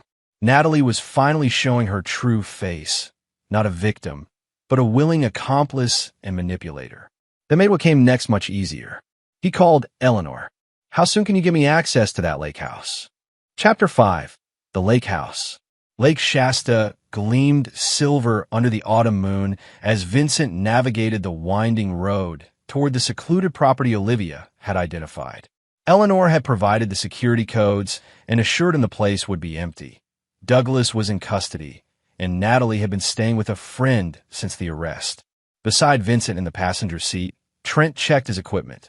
Lockpicks, a small electronic device for bypassing any additional security systems, and a handheld scanner to detect surveillance cameras. You sure about this, boss? Trent asked. Breaking and entering adds complications. It's not breaking and entering when Eleanor Preston gave us written permission to access a property legally owned by her mother-in-law, Vincent replied, holding up the notarized document Eleanor had signed. We're simply retrieving personal items at the family's request. Trent smirked. Nice loophole. They parked half a mile from the property and approached on foot through dense woods. The lake house was larger than Vincent had expected, a modern structure of glass and stone, hidden from the road and neighboring properties by strategic landscaping. Trent swept the perimeter with his scanner. 2 outdoor cameras, but they're offline, either powered down or disconnected from the network. Vincent frowned. That's convenient. Or concerning. Want abort? Trent asked. Vincent shook his head. Proceed with caution. The front door's electronic lock yielded to Eleanor's code. Vincent entered first, gun drawn. A precaution that felt increasingly necessary as they found the house dark, but showing signs of recent occupation. A half-empty glass of wine sat on the kitchen counter. A laptop charger was plugged into the wall, though no computer was attached. Someone's been here today, Trent observed, checking the warmth of the wine glass. Within the last couple hours, Vincent's instincts were screaming warning. Find a safe. I'll check the rest of the house. The ground floor revealed nothing unusual for a luxury vacation home. Vincent climbed the stairs silently, checking rooms as he went. The master bedroom was immaculate, clearly unused recently. The guest bedroom showed signs of habitation. Rumpled sheets, a woman's robe draped over a chair, a prescription bottle on the nightstand. Vincent examined the prescription, prenatal vitamins prescribed to Natalie Mercer. So she had been staying here. A soft noise from downstairs had him moving quickly back toward the stairs, gun ready. He found Trent in what appeared to be a home office, kneeling before an open-wall safe. It was already open, Trent said, frowning. And empty. Someone got here first, Vincent concluded. Recently. They performed a search of the entire house, but found no documentation, no files, nothing incriminating beyond the fact of the house's existence. As they prepared to leave, Vincent noticed a blinking light on the answering machine in the office, an oddly outdated piece of technology for such a modern house. He pressed play. "Douglas, it's me." Natalie's voice filled the room. "I've moved everything as you instructed. The digital files are on the backup drive in my safe deposit box. The physical documentation is with Calvin. I've taken care of the pregnancy situation. Don't try to contact me directly. They're probably watching. I'll visit you next week as your distraught daughter to discuss next steps." A pause. "I miss you. This will all blow over, I promise." The message was time-stamped yesterday. "Calvin," Vincent repeated. "That's a name we haven't heard before." "And what did she mean by taking care of the pregnancy situation?" Trent asked. Vincent's jaw tightened. Either termination or a convenient miscarriage story to generate sympathy. Either way, the pregnant victim narrative is their next play. Back in the car, Vincent called Russell. "We need to identify anyone named Calvin connected to Douglas or Natalie. And we need to access Natalie's safe deposit box." "The first is doable," Russell replied. "The second requires a court order, which means revealing what we know and why." "Then we do this another way," Vincent decided. "Have Detective Miller bring Natalie in for questioning tomorrow morning about the financial crimes. While she's occupied, I'll be visiting our old apartment to retrieve some personal belongings I left behind." "Vincent," Russell's voice carried a warning. "Don't cross any lines you can't uncross." "I'm not the one who crossed the line," Vincent replied coldly. "I'm just following the path they created." The next morning, Vincent received confirmation that Natalie had been detained for questioning. He drove to their former apartment building, where the management still recognized him as the legal owner. The doorman nodded respectfully as Vincent explained he needed to collect some documents he'd forgotten. Inside the penthouse, everything looked unnervingly normal, as if the life-shattering events of weeks ago had never occurred. Vincent moved purposefully to Natalie's home office, a small room she'd used mainly for online shopping and occasional watercolor painting. The painting supplies still cluttered the desk, but Vincent noted the computer was missing. Not surprising. He began a search of the room, looking for any hidden storage Natalie might have created. It took nearly an hour before he found it, a false bottom in the antique desk drawer, concealing a small notebook and a USB drive. The notebook contained what appeared to be account numbers and passwords in Natalie's flowing handwriting. The USB drive was encrypted, but Vincent pocketed both items anyway. His phone buzzed with a text from Detective Miller. "She's lawyered up. Will be released within the hour." Vincent had to move quickly. He completed his search, finding nothing else of value, and was about to leave when he heard the apartment door open. "Hello," a male voice called. "Natalie." Vincent froze, then silently moved behind the office door. Footsteps approached, a man's heavy tread. "Natalie? Your mom said you might be here." The footsteps stopped outside the office door. "Hello." The door pushed open slowly. Vincent remained still until the visitor stepped fully into the room, then pressed his gun against the man's back. "Don't move," Vincent ordered. The man stiffened but complied. He was younger than Vincent expected, maybe 30, with an athletic build and expensive clothes. "Who are you?" Vincent demanded. "Calvin Reed," the man replied, his voice remarkably steady. "I could ask you the same question, but the gun against my spine suggests you're Vincent Mercer. What's your relationship to my wife?" Calvin gave a short laugh. "Complicated. Mind if I turn around? I prefer to see who's threatening to shoot me." Vincent stepped back slightly, keeping the gun trained on Calvin as he turned. The younger man had a handsome face with an arrogant set to his jaw. "I'm Douglas Preston's protege," Calvin explained, seeming unperturbed by the weapon. "And occasionally, when required, Natalie's boyfriend." "Boyfriend," Vincent repeated flatly. Calvin shrugged. "For appearances. Douglas doesn't like to share, but sometimes public appearances require Natalie to have a more age-appropriate companion, especially at industry events. You're part of their scheme. I prefer arrangement. And yes, I help manage certain aspects of their financial portfolio, including the offshore accounts your investigators haven't found yet." Calvin's eyes narrowed. "Is that why you're here?" Looking for evidence. I already have enough evidence to send Douglas away for decades, Vincent replied. I'm just tying up loose ends. Like me, Calvin's smile didn't reach his eyes. That would be a mistake. I'm the only one who knows where all the money is. About $50 million that the SEC hasn't frozen. Money Douglas was planning to use to disappear once things got too hot. Vincent studied him. And now you're planning to disappear with it yourself. Calvin spread his hands. Business is business. Douglas made a critical error getting caught. I don't intend to repeat his mistake. What about Natalie? What about her? Calvin's tone was dismissive. She served her purpose in the operation. Douglas is going down, and she's compromised. Assets with no further value should be liquidated. Vincent felt a surge of disgust.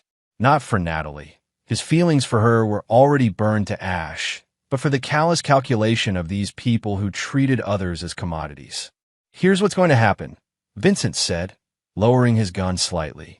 You're going to give me access to those offshore accounts, and in exchange, I won't turn you over to Detective Miller right now. Calvin laughed outright.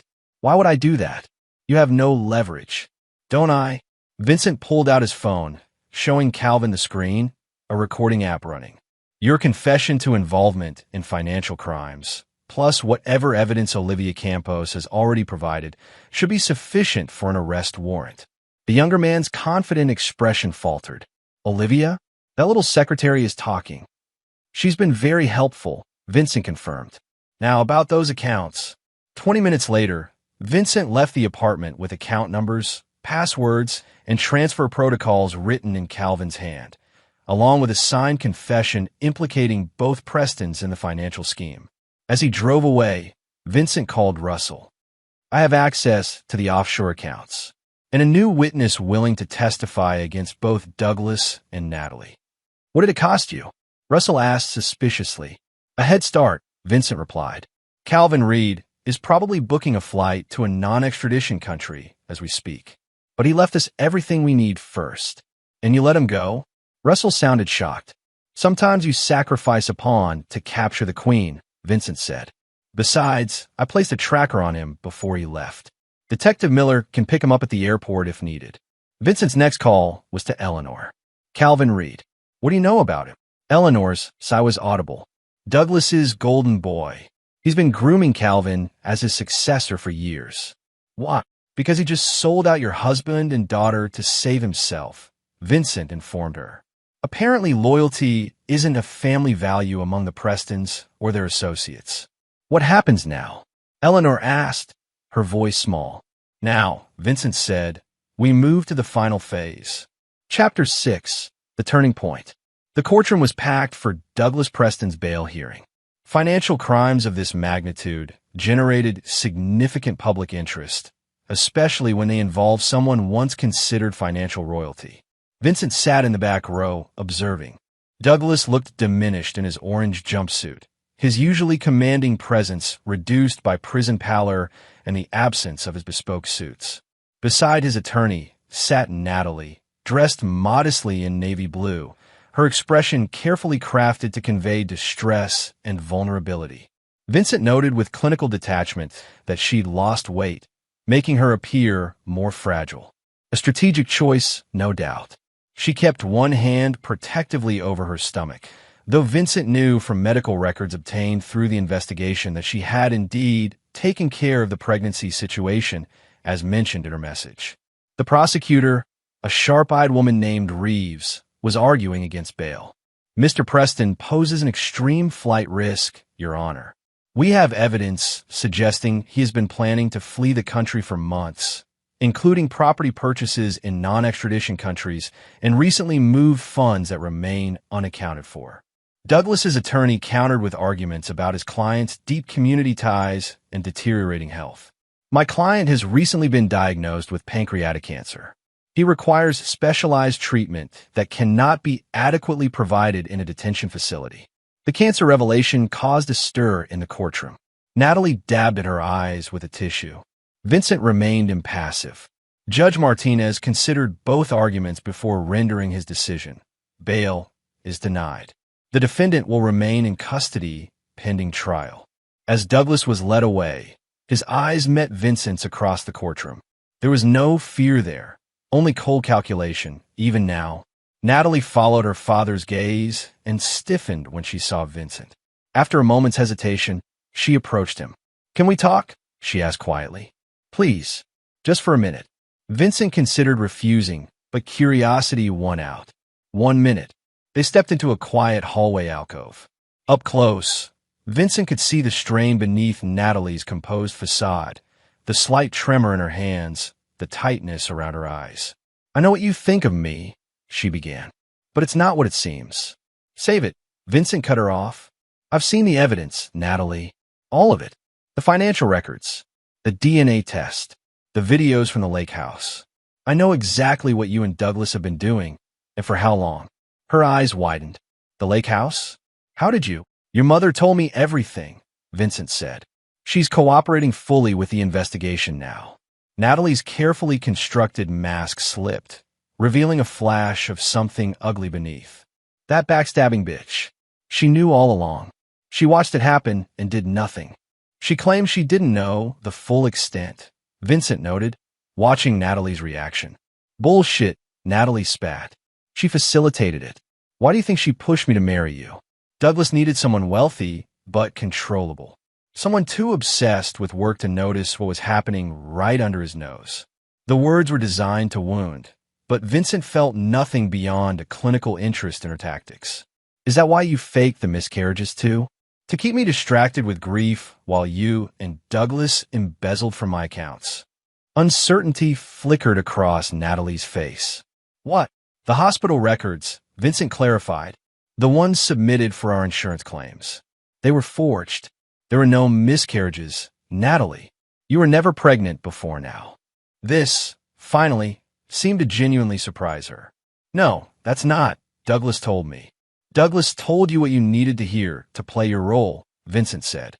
"Just like he's been doing since you were 16. Natalie's expression hardened.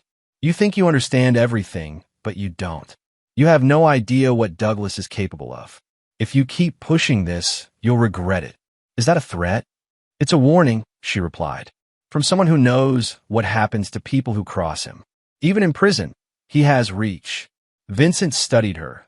This woman he'd once loved, now revealed as a stranger. "Your minute is up. Tell Douglas I said hello." As Natalie walked away, Vincent's phone vibrated with a text from Detective Miller. "Got him.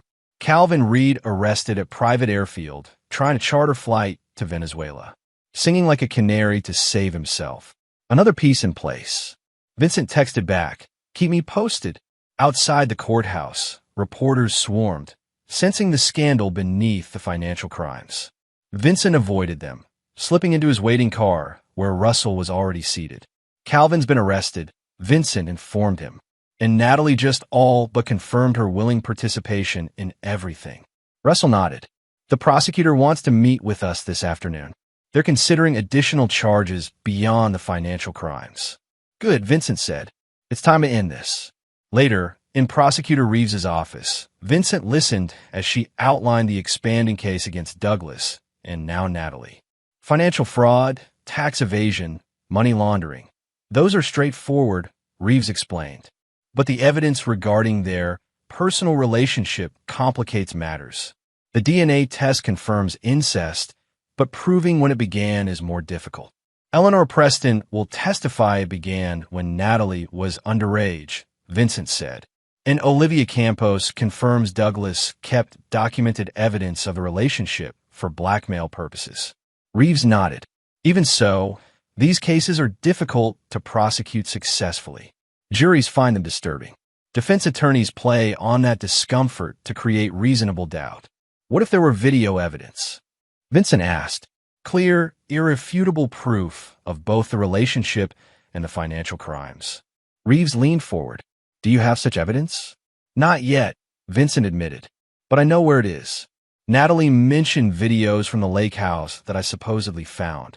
Except I didn't find any videos there. She inadvertently confirmed their existence. And you believe they're in her safe deposit box, Russell concluded. With this new information from Calvin Reed's confession, we can get a warrant. I'll speak to the judge immediately, Reeves agreed. This could break the case wide open. 2 days later, Vincent stood in an evidence room with Detective Miller, Prosecutor Reeves, and a digital forensics expert as they reviewed the contents of Natalie's safe deposit box. In addition to the expected financial records, they found a portable hard drive containing hundreds of video files, meticulously dated and organized. These go back 7 years, the forensics expert noted, scrolling through the file directory. Long before your marriage, Mr. Mercer. Vincent's expression remained neutral. Can you determine if they've been edited or manipulated? Preliminary analysis suggests they're unaltered, the expert confirmed. And many contain embedded metadata confirming date, time, and location. Detective Miller looked physically uncomfortable as he reviewed a sample file. This is comprehensive evidence, but disturbing as hell. And more than enough for additional charges, Reeves added. Sexual abuse of a minor, coercion, blackmail, beyond the financial crimes. Vincent turned to her. What happens now? We present everything to the grand jury, she replied. With this evidence, I expect indictments on all counts. Douglas will likely die in prison given his health condition and the severity of the charges. Natalie faces significant prison time as well, though her attorneys will likely argue she was under Douglas's influence. Was she? Miller asked, glancing at Vincent. A victim or a willing participant? Vincent considered the question, thinking of Natalie's cold threats in the courthouse. I believe she started as the former and became the latter. But that's for the courts to decide now. As they left the evidence room, Reeves held Vincent back. There's something else you should know. Douglas Preston attempted suicide in his cell this morning. Vincent felt nothing. No satisfaction, no disappointment. Did he succeed? No. He's under suicide watch now. But he left a note, mostly rambling about bloodlines and legacy. And your name, several times. Reeves studied him carefully. He seems fixated on you. Said you'd stolen his future. His cancer is terminal, Vincent reminded her. His future was already limited. Even so, Reeves warned, be careful. Men like Preston, wealthy, powerful, facing the end, can be unpredictable. Dangerous. Vincent nodded, but inwardly he welcomed the challenge. Douglas Preston had declared war on the wrong enemy. And the final battle was just beginning. Chapter 7. Hidden Pieces. 6 months after Douglas Preston's arrest, Vincent sat across from Eleanor in an upscale restaurant overlooking the bay. The trial proceedings were underway, with both Douglas and Natalie facing multiple charges. Calvin Reed had taken a plea deal in exchange for his testimony. Olivia Campos had been relocated with a new identity and job at one of Vincent's subsidiary companies. You look well, Eleanor noted, studying Vincent over her wine glass. Their relationship had evolved into an uneasy alliance born of mutual necessity. Business is thriving, Vincent replied neutrally. People always need security, especially when they've seen what happened to Douglas. Eleanor winced at the mention of her husband. She'd filed for divorce the week after his arrest, distancing herself publicly and legally from his crimes. Her testimony about witnessing inappropriate behavior years ago had been devastating to Douglas's defense, though she'd maintained she never knew the full extent until recently. Have you been to see him? Vincent asked. Eleanor shook her head. No, his attorneys advised against it, and frankly, I have nothing to say to him. She hesitated. Have you seen Natalie? No, Vincent replied. Unlike Douglas, Natalie had been granted bail pending trial, though her movements were restricted and monitored. She asks about you, Eleanor said. When I visit her. Vincent raised an eyebrow. What could she possibly want to know? If you're seeing anyone. If you've sold the penthouse. Small things. Eleanor sighed. I think she genuinely misses aspects of your life together. Stockholm Syndrome is a powerful force, Vincent commented dryly. Eleanor's expression hardened. You think I don't know that? I lived with that man for 30 years. I enabled. She trailed off, composing herself. Anyway, that's not why I asked to meet. Why did you? Douglas has been moved to the prison medical ward. The cancer has progressed significantly. His doctors give him weeks, maybe a month. Eleanor twisted her napkin. Before he dies, there are things you should know. Vincent leaned back. Such as, he's still protecting something or someone. The investigators found evidence of payments to an unknown recipient continuing even after his arrest. Large sums routed through multiple offshore accounts. This was new information. How do you know this? Diane, Eleanor admitted, referring to her attorney. She's been liaising with the prosecution. They can't trace the final destination of these funds. Vincent frowned. Why tell me? This sounds like information for Detective Miller or Prosecutor Reeves. Because Douglas mentioned your name in connection with these payments. He told his nurse that Mercer should be careful about which rocks he turns over. It was interpreted as a threat. Vincent considered this. The prosecutors already warned me Douglas might lash out from prison. This is different, Eleanor insisted. Douglas doesn't make idle threats. If he's spending money, his precious money, while dying in prison, it's for something significant. After their meeting, Vincent contacted Trent. I need enhanced security protocols immediately, and a complete background check on everyone who's contacted Douglas Preston in prison. You think he's arranged something against you? Trent asked. It's a possibility we can't ignore, Vincent replied, especially given how much I've cost him. The next day, Vincent received a visitor request from an unexpected source. Natalie wanted to see him. After consideration, he agreed to meet her at her attorney's office, neutral ground with witnesses. Natalie looked vastly different from their courthouse encounter. The pretense of fragility was gone, replaced by a cold composure reminiscent of her father. She wore an expensive but conservative outfit, her hair pulled back severely. Thank you for coming, she said as Vincent entered the conference room. Her attorney, a sharp-featured man named Levinson, sat beside her, while Russell accompanied Vincent. You requested this meeting, Vincent reminded her. What do you want? Natalie glanced at her attorney, who nodded slightly. I want to offer you information in exchange for your support with the prosecutor. Vincent almost laughed. You're asking me to help reduce your sentence after everything you've done? I'm offering you protection, Natalie countered. Douglas has arranged something you won't see coming. And you suddenly care about my well-being? Natalie's eyes flashed with familiar defiance. I care about survival. Douglas is dying, which means his control is slipping. I'm positioning myself for what comes after. By betraying him, Vincent noted. By ensuring I have a future, she corrected. One that doesn't end with me in prison for decades. Vincent studied her, trying to determine if this was another manipulation. What information are you offering? Douglas has another child, Natalie said flatly. A son, older than me. The revelation hung in the air. Russell straightened in his chair. That's impossible, Vincent said finally. The background investigations were thorough. There's no record of another child. Because Marion Preston never gave birth, Natalie explained. Douglas impregnated his college girlfriend before meeting my mother.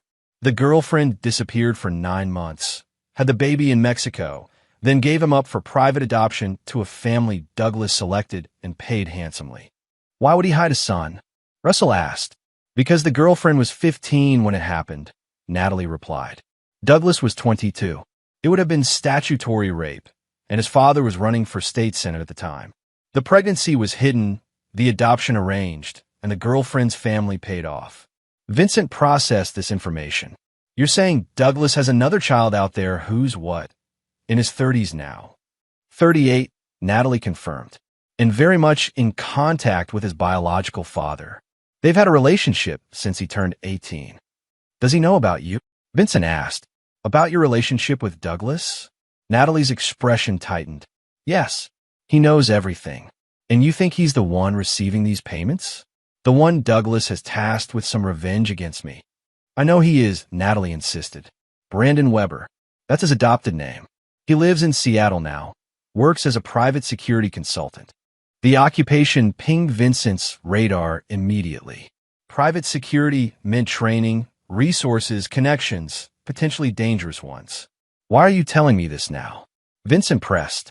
Because I want immunity, Natalie stated baldly. Or, at minimum, a significantly reduced sentence with no sex offender registration. In exchange, I'll testify about Douglas's relationship with Brandon, the payments, and his explicit instructions regarding you. The attorneys exchanged glances, professional calculations visible on their faces. I need to verify this information before recommending any deal to the prosecutor, Russell said cautiously. Of course, Natalie agreed. I can provide proof of Brandon's existence and his connection to Douglas. Bank records, photographs, correspondence. Vincent remained silent, evaluating. This could be another manipulation. Natalie creating a fictional threat to leverage a better deal for herself. But if true, it explained the mysterious payments and Douglas's veiled warnings. One question, Vincent said finally. If Brandon is so loyal to Douglas, why would you risk betraying them both? Surely that puts you in danger too. Natalie's smile was cold. Because Brandon hates me. He believes I took his rightful place in Douglas's life, his inheritance, his position, everything. Once Douglas dies, Brandon won't hesitate to eliminate competition. I'm simply choosing the lesser threat. After the meeting, Vincent and Russell debated the credibility of Natalie's claims. It could be fabricated, Russell argued. A desperate attempt to save herself. It's too specific to be completely invented, Vincent countered. And it aligns with the mysterious payments Eleanor mentioned. So what now? Now, Vincent said, we find Brandon Weber before he finds me. Chapter 8. The Prodigal Son. The Seattle rain fell in sheets as Vincent's private jet touched down. Beside him, Trent reviewed security protocols on a tablet, while a second security specialist, Mira, checked her weapon discreetly. According to our investigation, Weber operates a boutique security firm specializing in high-net-worth clients, Trent reported. Former military, Army Special Forces. Honorable discharge in 2015 after 3 tours. No criminal record. On paper, he's clean. The perfect cover, Vincent noted. Just like I was for Natalie and Douglas. Mira looked up from her tablet. His firm's headquarters is downtown.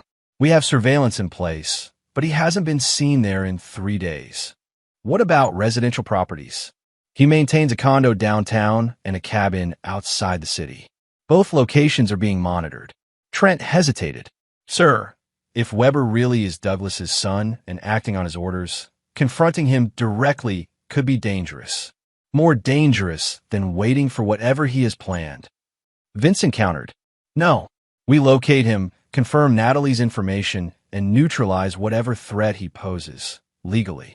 The operations center they'd established in a rented office suite provided real-time updates on Weber's known locations and activities. Photographs showed a broad-shouldered man with Douglas's jawline and coloring. The resemblance subtle but unmistakable once you knew to look for it. Financial records confirm regular payments from Douglas to Weber dating back 20 years, reported their financial analyst. Initially small amounts, then increasing significantly after Weber left the military. In the last 6 months, over $3 million has been transferred through the shell company network. Vincent studied the intelligence board they'd assembled. What's his connection to me? We've never crossed paths professionally or personally. Unknown, Trent admitted. But we did find something interesting. Weber was in your city 3 times in the past year, each visit coinciding with your business trips abroad. The implications were clear. He was watching me, studying my patterns while I was away, and Natalie was alone. Or meeting with Natalie herself, Mira suggested. Vincent considered this. Check security footage from my building during those dates. See if Weber appears anywhere near the penthouse. Hours later, Mira returned with confirmation. Weber visited your building twice, gaining access through the service entrance with what appears to be a staff keycard. He spent approximately 2 hours inside each time. Vincent's jaw tightened. So he and Natalie were coordinating something even before Douglas's arrest. There's more, Mira continued. We traced Weber's recent movements. 3 weeks ago, he visited a chemical supply company specializing in laboratory equipment. 2 days later, he received a delivery at his cabin from a pharmaceutical supply distributor. What kind of chemicals? Vincent asked sharply. We're still determining specifics, Trent replied. But combined with his recent purchases of specialized filtration equipment and delivery systems, he's creating something, Vincent concluded. Something that requires careful handling. The picture forming was disturbing. Weber's military background, his security expertise, his connection to Douglas and Natalie, and now suspicious chemical purchases, all pointed to a sophisticated threat. We need to move on the cabin, Vincent decided. Now, before whatever he's planning is ready. We should contact local authorities, Russell advised via video conference. This is potentially a matter for law enforcement or even federal agencies if we're talking about chemical weapons. Vincent shook his head. Not yet. We don't have enough concrete evidence to convince them to act immediately. By the time they process warrants and mobilize, it could be too late. The plan came together quickly. Trent's team would establish surveillance on the cabin, confirming Weber's presence and activity. Vincent, against everyone's advice, insisted on being present, not participating in the actual approach, but close enough to respond if necessary.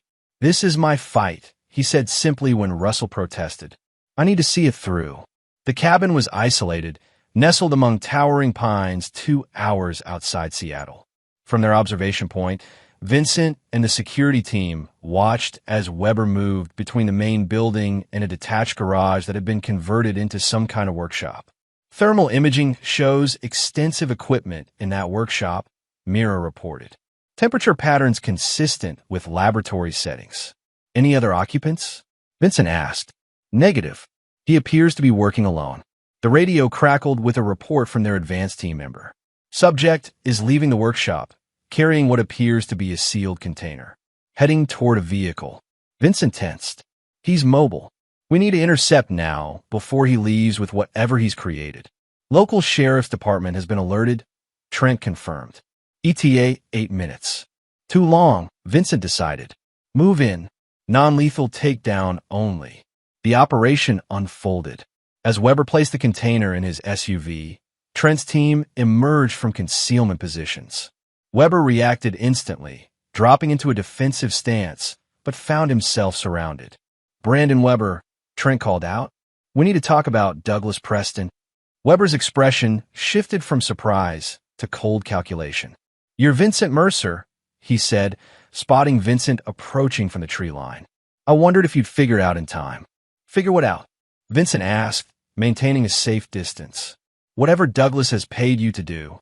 Weber laughed, a sound eerily reminiscent of his father.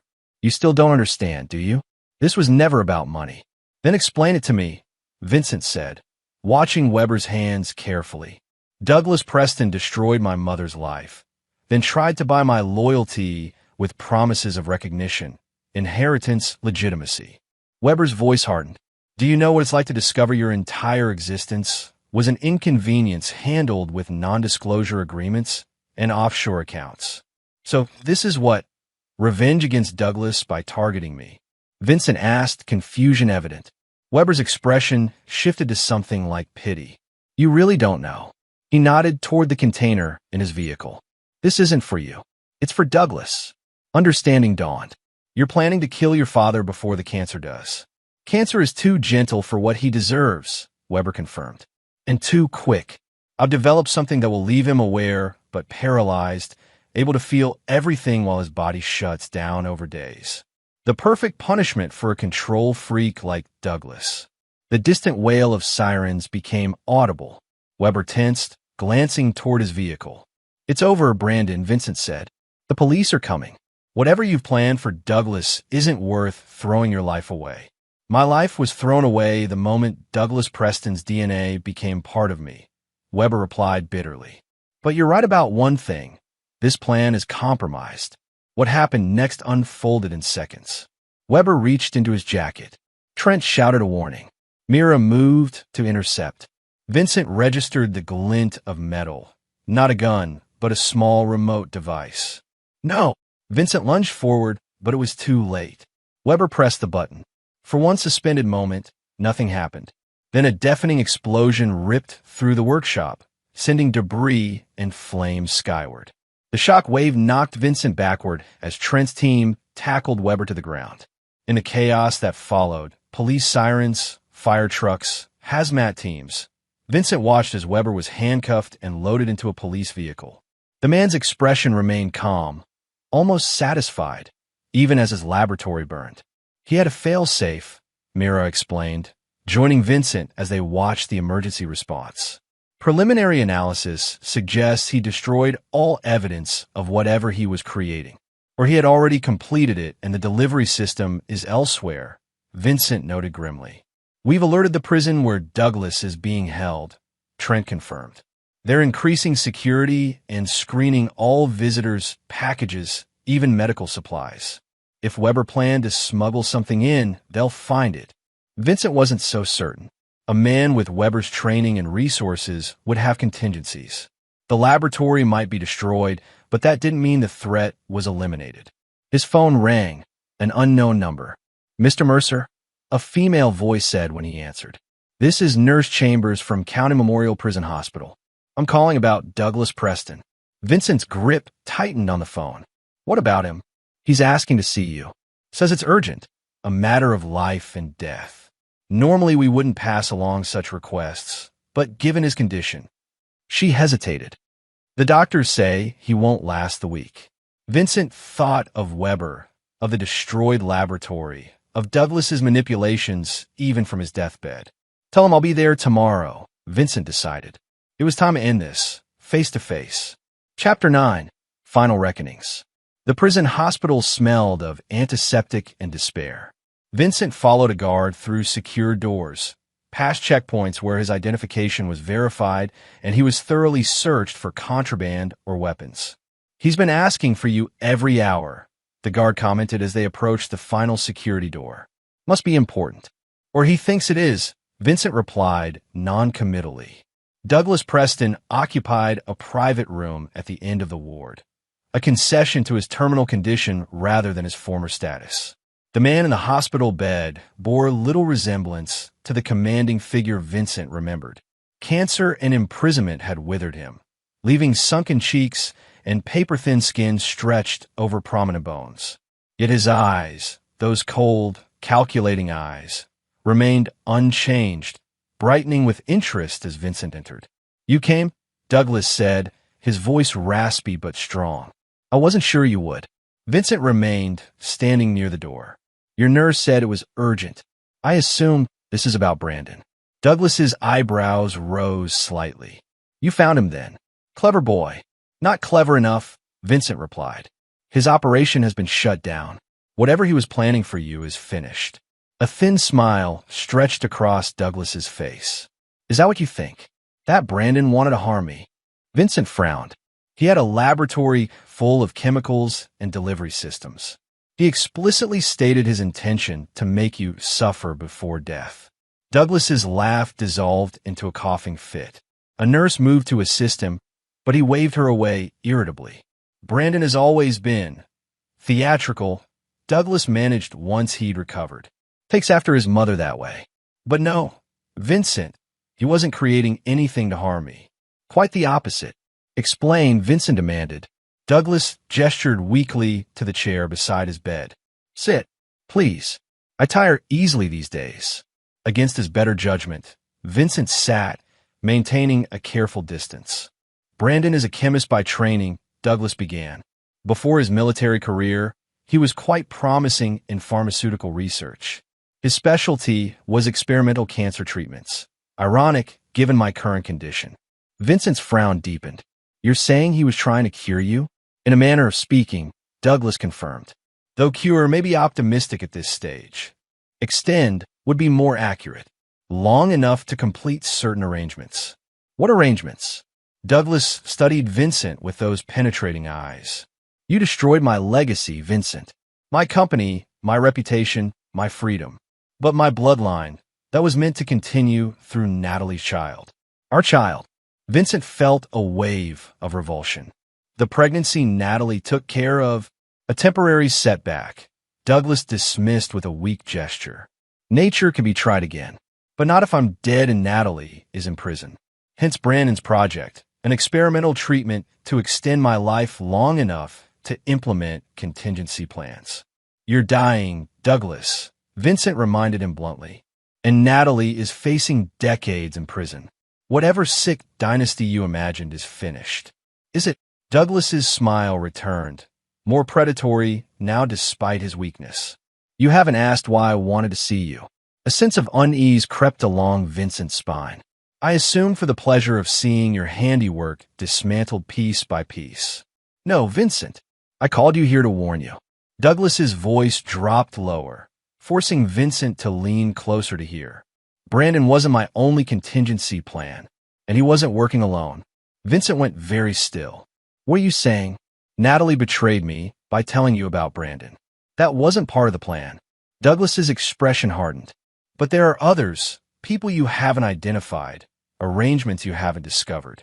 People loyal to me, not for money but for deeper bonds. More children? Vincent asked, disgust evident in his voice. Douglas merely smiled. Family takes many forms, Vincent. You'd know that if you had one. This is why you called me here, to make vague threats from your deathbed. I called you here to offer a trade, Douglas corrected. Information for protection. Vincent almost laughed. Protection? From what? You'll be dead within days. Not for me, Douglas clarified. For Natalie. Reduce the charges against her. Use your influence with the prosecutor. In exchange, I'll tell you exactly what's coming and how to stop it. Vincent stood, looking down at the withered man with contempt. You still don't understand, do you? This isn't a negotiation. There's no deal to be made. Natalie made her choices. So did you. Now you both face the consequences.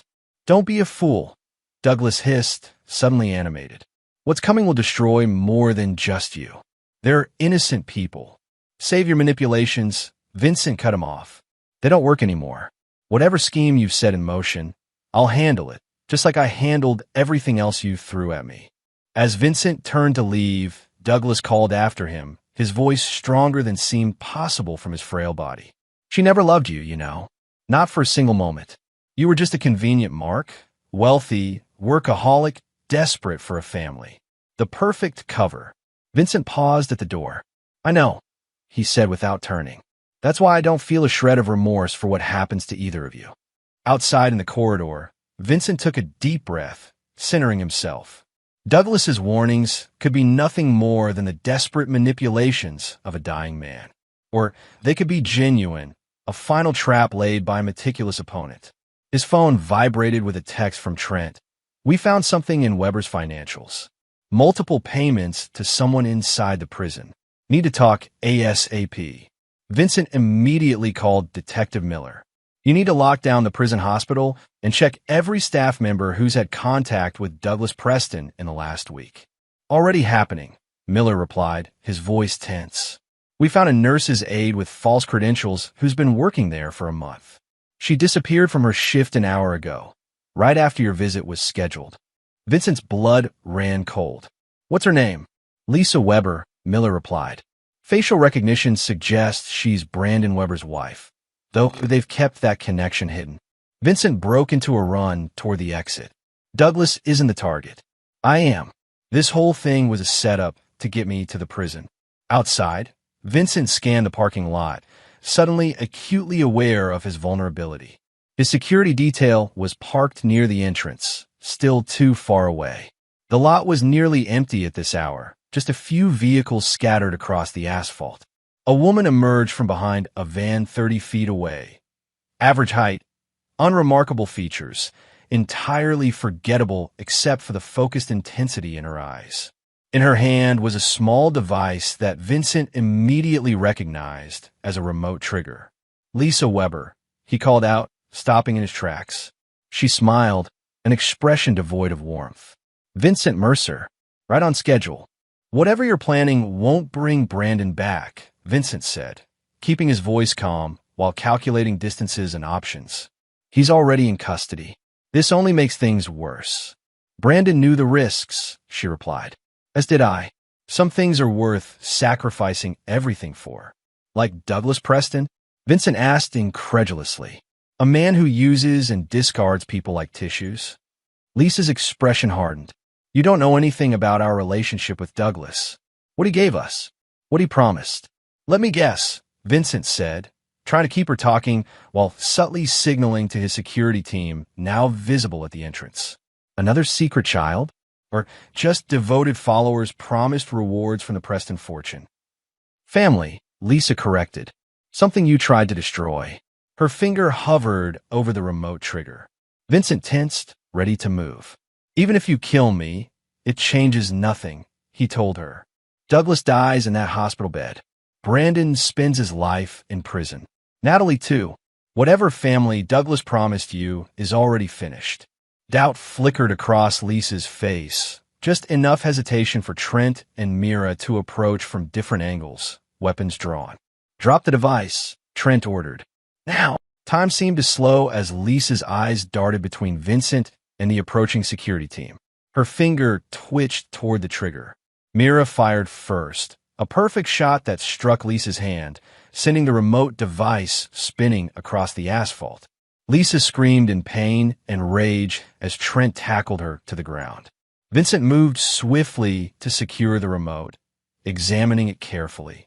Not a simple detonator as he'd expected, but something more sophisticated, a trigger for multiple synchronized devices. Bomb squad, he ordered immediately, in full evacuation of the prison hospital. The next hours passed in controlled chaos. 3 explosive devices were discovered, one in Vincent's car, one in the prison hospital's electrical room, and one in the courthouse where Natalie's next hearing was scheduled. All were successfully disarmed. Brandon and Lisa Weber both faced additional charges of conspiracy and attempted murder. Their questioning revealed the full extent of Douglas's contingency plans. A network of devoted followers, many with blood ties to the Preston family through Douglas's numerous extramarital affairs, all promised shares of hidden assets in exchange for loyalty. As Vincent watched the final Weber device being loaded into a containment vehicle, Detective Miller joined him. "We checked Douglas's hospital room after the evacuation," Miller said. "He's gone." Vincent's head snapped up. "Gone? How?" "Died during the evacuation. Doctors say the stress was too much for his system." Miller studied Vincent's expression. "You don't seem surprised." "I'm not," Vincent admitted. Douglas Preston orchestrated his entire life. Why should his death be any different? He chose his moment, after his final manipulation failed, but before he could be questioned about his network. Cold calculation until the end, Miller agreed. Speaking of which, the prosecutor wants to discuss Natalie's case. With Douglas dead and the Weber conspiracy exposed, there might be room to reconsider some charges. Vincent's expression hardened. No deals. No leniency. She knew exactly what she was doing every step of the way. With Douglas, with me, with the Webers. She made her choices. 3 months later, Vincent stood in the empty penthouse one final time. The furniture had been sold or donated, the walls repainted, all traces of his life with Natalie erased. Tomorrow, new owners would take possession. His phone buzzed with a notification. Natalie's sentencing had concluded. 20 years, with possibility of parole after 15. The judge had been unmoved by her attempts to position herself as Douglas's victim, particularly after the Weber conspiracy demonstrated her willing participation in planning violence against Vincent. As Vincent prepared to leave, he noticed an envelope that had been slipped under the door, his name handwritten on the front. Inside was a note in Eleanor's elegant script. "Vincent, Natalie asked me to deliver this after her sentencing. I'll leave it to your judgment whether to read it. Eleanor." Enclosed was another envelope, sealed. Vincent considered throwing it away unopened. Whatever Natalie had to say, excuses, accusations, manipulations, held no interest for him now. Yet something made him break the seal and unfold the single page inside. "Vincent, by now you've won completely. Douglas is dead. I'm imprisoned. The Preston name is ruined. You've taken everything, just as you promised that night. I want to ask for forgiveness. We both know I don't deserve it, nor do I truly seek it. What I did, all of it, was my choice. Douglas may have started it, but I continued willingly. The power, the manipulation, the game of it all, I enjoyed it. Perhaps that makes me a monster like him. What I will say is this. In another life, with different choices, what we had might have been real. There were moments, small, quiet moments when you weren't looking, that I caught myself wishing it was. But wishing doesn't change reality. I made my choices. Now I live with them. Natalie." Vincent folded the letter carefully and placed it in his inside pocket. Not as a keepsake or memento, but as a reminder of the price of trust given too freely. Outside, the city stretched before him, full of possibilities. His security firm had expanded, thriving in the wake of the Preston scandal as wealthy clients sought protection from similar betrayals. His reputation as someone who could not be deceived or defeated had spread through business